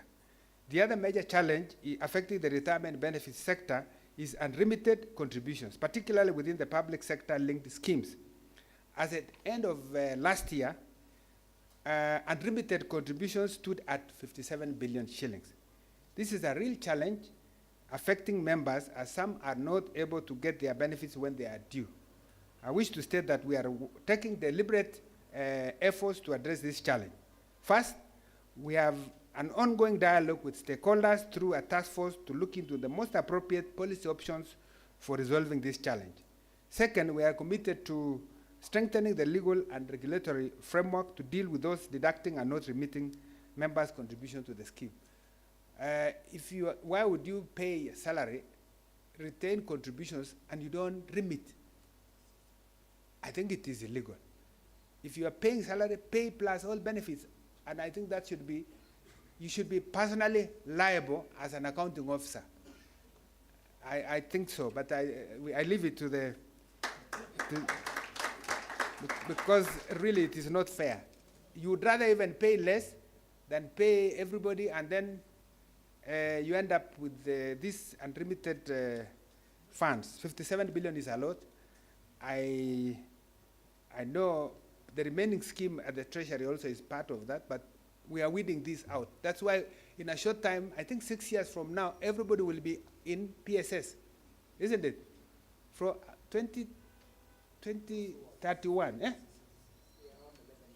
Yeah, we have 11 years to go, but we will move everybody into the defined contributions, not defined benefits. Because sometimes we have the challenge of where we guarantee and then you don't raise enough money and it becomes a challenge. But that is no excuse. The moment you are paid, you get your exchequer, you must pay salary plus all benefits. And NSSF should get its due, and the other regulatory agencies must also get theirs. Ladies and gentlemen, in conclusion, I want to say that the recently adopted National Retirement Benefits Policy provides a bold and clear roadmap for the future. It seeks to address long-standing structural challenges such as fragmented legal frameworks, exclusion of informal sector workers, limited medical cover for the elderly, weak and portability mechanisms, and inadequate dispute resolution structures. But a policy without implementation is a missed opportunity. We must therefore develop a robust and well-resourced and inclusive implementation plan driven by all stakeholders. The future also brings new opportunities.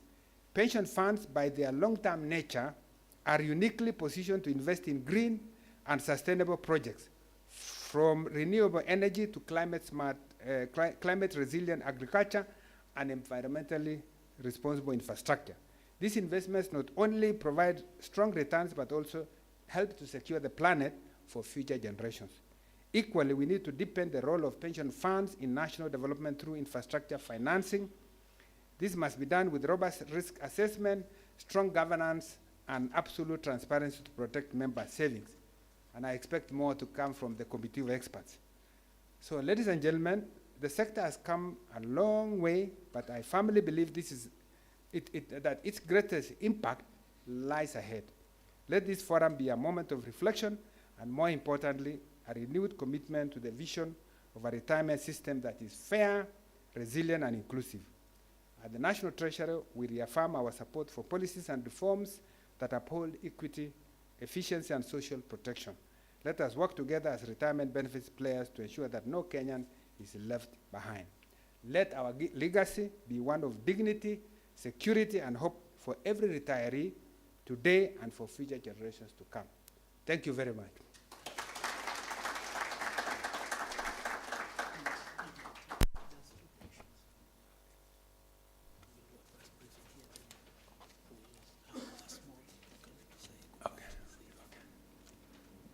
So I know I'm required to rush back to the office to join my CS in another meeting, but I will take and then 1 or 2 other minutes for whatever you want me to do, and then I can rush. So,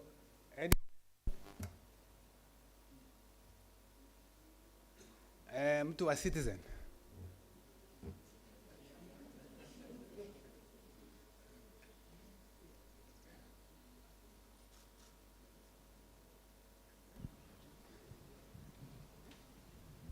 Oh, I thought you wanted to ask. Okay. Anyone with a question? Please raise your hand. He's preparing for an outside interview. Okay. It seems there are no questions. Okay. Yeah. And we have experts. Remember the experts here. If I cannot answer, the experts are here. Thank you very much for allowing the opportunity for a question. Mine is actually not so much of a question, it's a comment. We are very happy, we are very grateful that in our lifetime we have seen a removal of taxation for persons who retire in Kenya. Some of us did not expect to see that in our lifetime, and it's something we appreciate very, very much. There's just one little comment I need to make as a practitioner. When we exempt retiring persons from tax, we do very well. But we should not forget there are persons who don't have the privilege of retiring because they die. They die in service. As it is, the benefits paid when a member dies, as matters stand today, are taxed. It is my submission, PS, that those benefits should also be considered for exemption, because the families, the surviving families, orphans, widows, are more deserving of tax exemption just as much as persons who are retiring.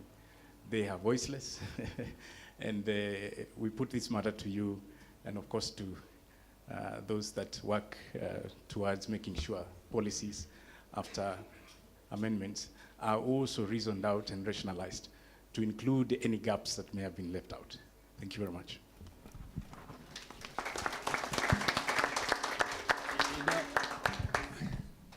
I see, yeah. 2 more hands up. So, yeah. So we'll take those 2 and then. The chairman of Committee of Experts wants to ask me a question. Chairman, sorry, Chief Guest. I mean, the moment people must be curious, what am I doing? Okay, I mean, we are representing you as an industry. We are going to finish the job of getting views about what we need to do to support our development needs. And kindly, we work with the PPP Directorate. If you can, I think there's a lady, Javier, our coordinator, is Mbide. Yeah, I would like that you submit your views about what you think you need to be put in that report. We are finalizing it and we are soon handing over. It's very important that we play a role. This morning in another session before I came here, I've said that before we were not as a country behaving as Africans correctly. In African setting, elders sit on a three-legged stool. We have been using two legs only, PS, in our development agenda. The first one is taxation. The second one is debt. So the last stool is actually with us here, which is public-private partnership and investment by the private sector, so that we can actually have a stable country.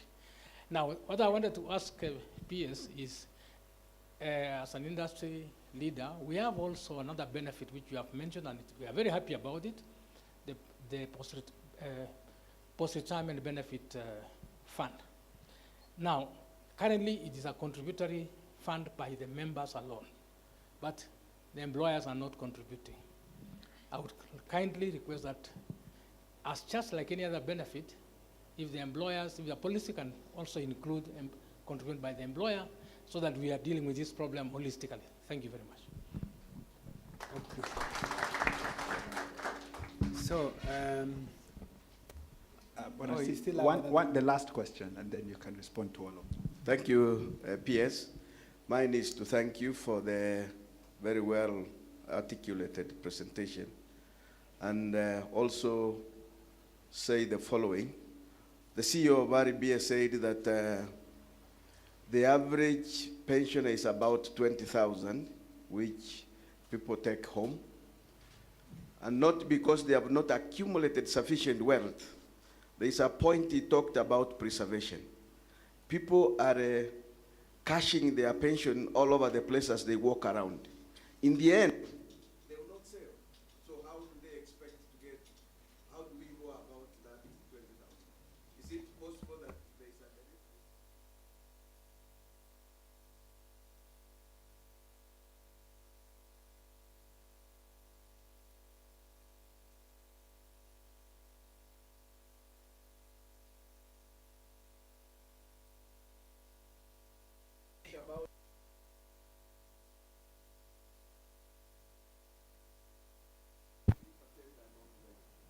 All these institutions, the occupational schemes, NSSF, PSSS, are fighting for those 4 million. How do we expand to include the other 83% so that all of us, there is, the quantum is bigger for all of us? And also, there is what they call unregistered pension within a member account, the one which was over 30,000. Kindly, to may not immediate, consider favorably in your heart of hearts, so that it also benefits from that taxation, so that that income replacement can be achieved the way it was desired. Thank you so much. So, I want to propose this way, that those proposals which have come from the first speaker, including the chairman of experts, and my friend here, consolidate all this together, and then in our forum of 1st May, we can discuss. But even as I say this, I also want to make one request. You can see the people clapping for the exemption of tax. But we have a country to run. And right now, we have a budget. The budget that is going to Parliament could probably, under the budget policy statement, we are talking about 4.2 trillion. People want roads. We have our education sector, that is now taking almost 700 billion. Health sector. You can imagine all services, because that's the work of government. When you elect a government, it's supposed to provide services. So you talk, that's expenditure. Now, I told you the minister must go to parliament with revenue-raising measures. And the committee of experts put it clearly. We have done it through tax and debt. Unfortunately, we can't do more debt. It's not especially when we adopted a new constitution in 2010. Harvey, Nelson, you look at that constitution. It brought in a lot of rights, created new institutions, a bicameral parliament, independent institutions, and if you look at the budget, immediately after that, subsequent budgets, you see that deficits increased because pressures, spending pressures went up. And with budget deficits coming every year, in fact, by 2020, our budget deficit was 8.1% of GDP. Do you know what that means? So accumulation of budget deficits in the years to 2021 meant that our debt became higher and higher. I remember going to parliament to increase the ceiling. It was 7 trillion, 6, 8, 10 trillion. And we have even said it's no longer good to use a ceiling. What am I saying? 2013, our debt carrying capacity was high. And our possibility of debt default was rated low. By 2018, it had been rated moderate. By 2020, we were on high risk of debt default. So if we continued in the same manner, then I can tell you the biggest casualties will be you, this sector. Because how many of your 2.25 trillion investments, where are they? They are in the same debt that the government has borrowed. If we reach a situation where we are unable to pay you, what happens? It will really be a problem. So it should worry you that you allow a situation where the deficits are being carried, and then when we talk about raising resources, people will say, no, we just want to be on the expenditure side. Support revenue-raising measures. Just the same way you want 74% of people or workers who are not paying, who are not in retirement benefits, let also the same ones be the ones actually paying tax. If everybody was paying more taxes, or the same taxes that we have, but the coverage is large, then we can cover the deficit. That's why from 2021, we have been on a fiscal consolidation path. And we were calling it revenue-driven fiscal consolidation. When some of us came in, we said it must be both revenue-driven and expenditure-driven consolidation. So we are trying to make sure on all spending, we create efficiency. Any corruption, any leakages must be addressed. And that is why Kenyans must ask, where is our money going? It's a legitimate question to ask. And there must be accountability to it. That is why, as last week, we have moved as a government to a new system called e-procurement. In e-procurement, all the 33 MDAs, ministries, departments, and agencies, must do procurement through electronic platform. None of you will do outside that system. So what will mean is that of the budget, 4.2 trillion, what is procurable is 2.5 trillion. We have, the countries that have implemented e-procurement systems, have saved 10 and 15% of the spending. So can you work out for me, say 2.5 trillion, 10% is how much? 250 billion. If we are able to reduce expenditure by 250 billion, because you know when you do e-procurement, you don't need to be, if you are a vendor, the idea of producing volumes of documents of bids and carrying them around will not be there. You, from the comfort of your office, wherever you are, you just submit electronically. So transaction costs will be drastically reduced. The same thing for us in government. The idea of carrying documents, going to retreats and looking going through a voluminous documents will be down. And you can also see who is bidding what. Therefore, there is more transparency and there is more accountability. So if we all move, and we are saying by 1st of July, all of us must be in e-procurement. This is the first step. I can tell you that we as a government will also show or demonstrate more efficiency in the use of our resources because there will be more transparency. There are other areas we are trying to work on reducing expenditure. But ladies and gentlemen, please let us not develop this negativity around raising measures. So we must still raise taxes. We must raise enough to be able to finance the budget. Our aspiration should be to close the budget and actually not be three-legged. We use revenues only to finance our budget. We don't borrow. But that is an aspiration. Well, right now, let's move towards this. So I was raising this because I know you will say, you will ask for exemption throughout. Now, if everybody is exempted, who will pay? So I just wanted to caution you. Thank you very much.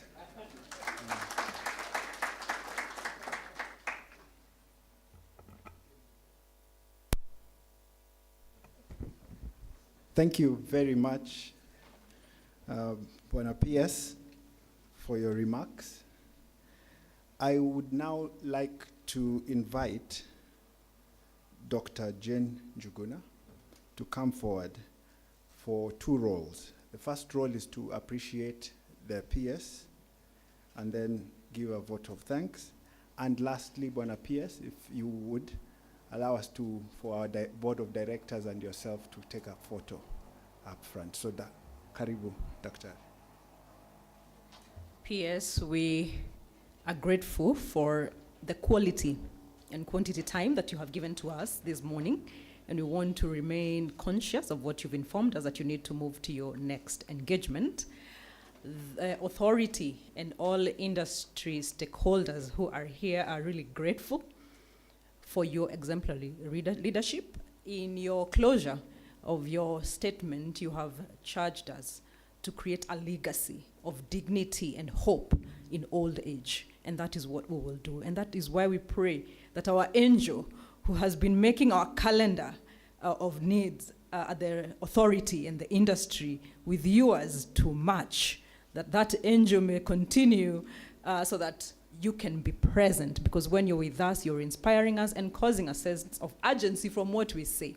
You have invited us to meet with you, or our leaders here and captains of industry to meet with you in May, and we are grateful for the open doors. May the Lord strengthen you as you continue leading us. Thank you very much.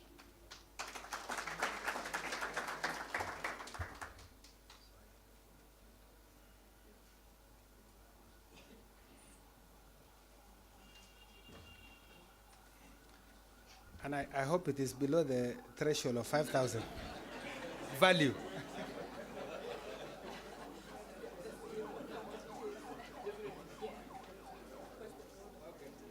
Directors, you can come. Thank you very much.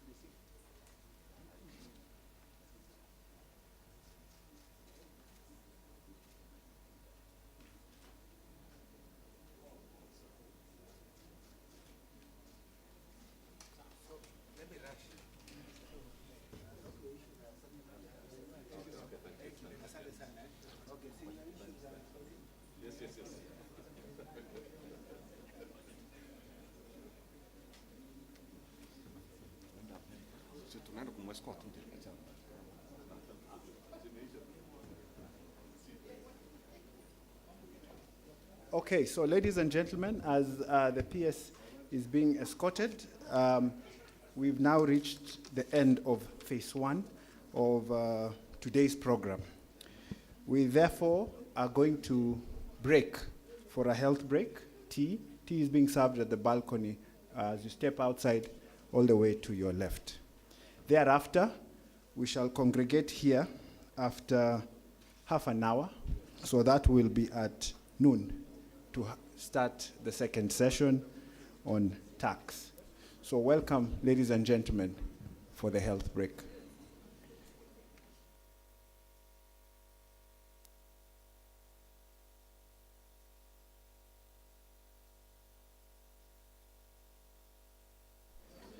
A notification to the Fourth Estate media that our CEO is available for interviewing right now, so please remain in the room so that you can ask your questions. And that will happen at the extreme left, my extreme left. So please, media, remain. Thank you.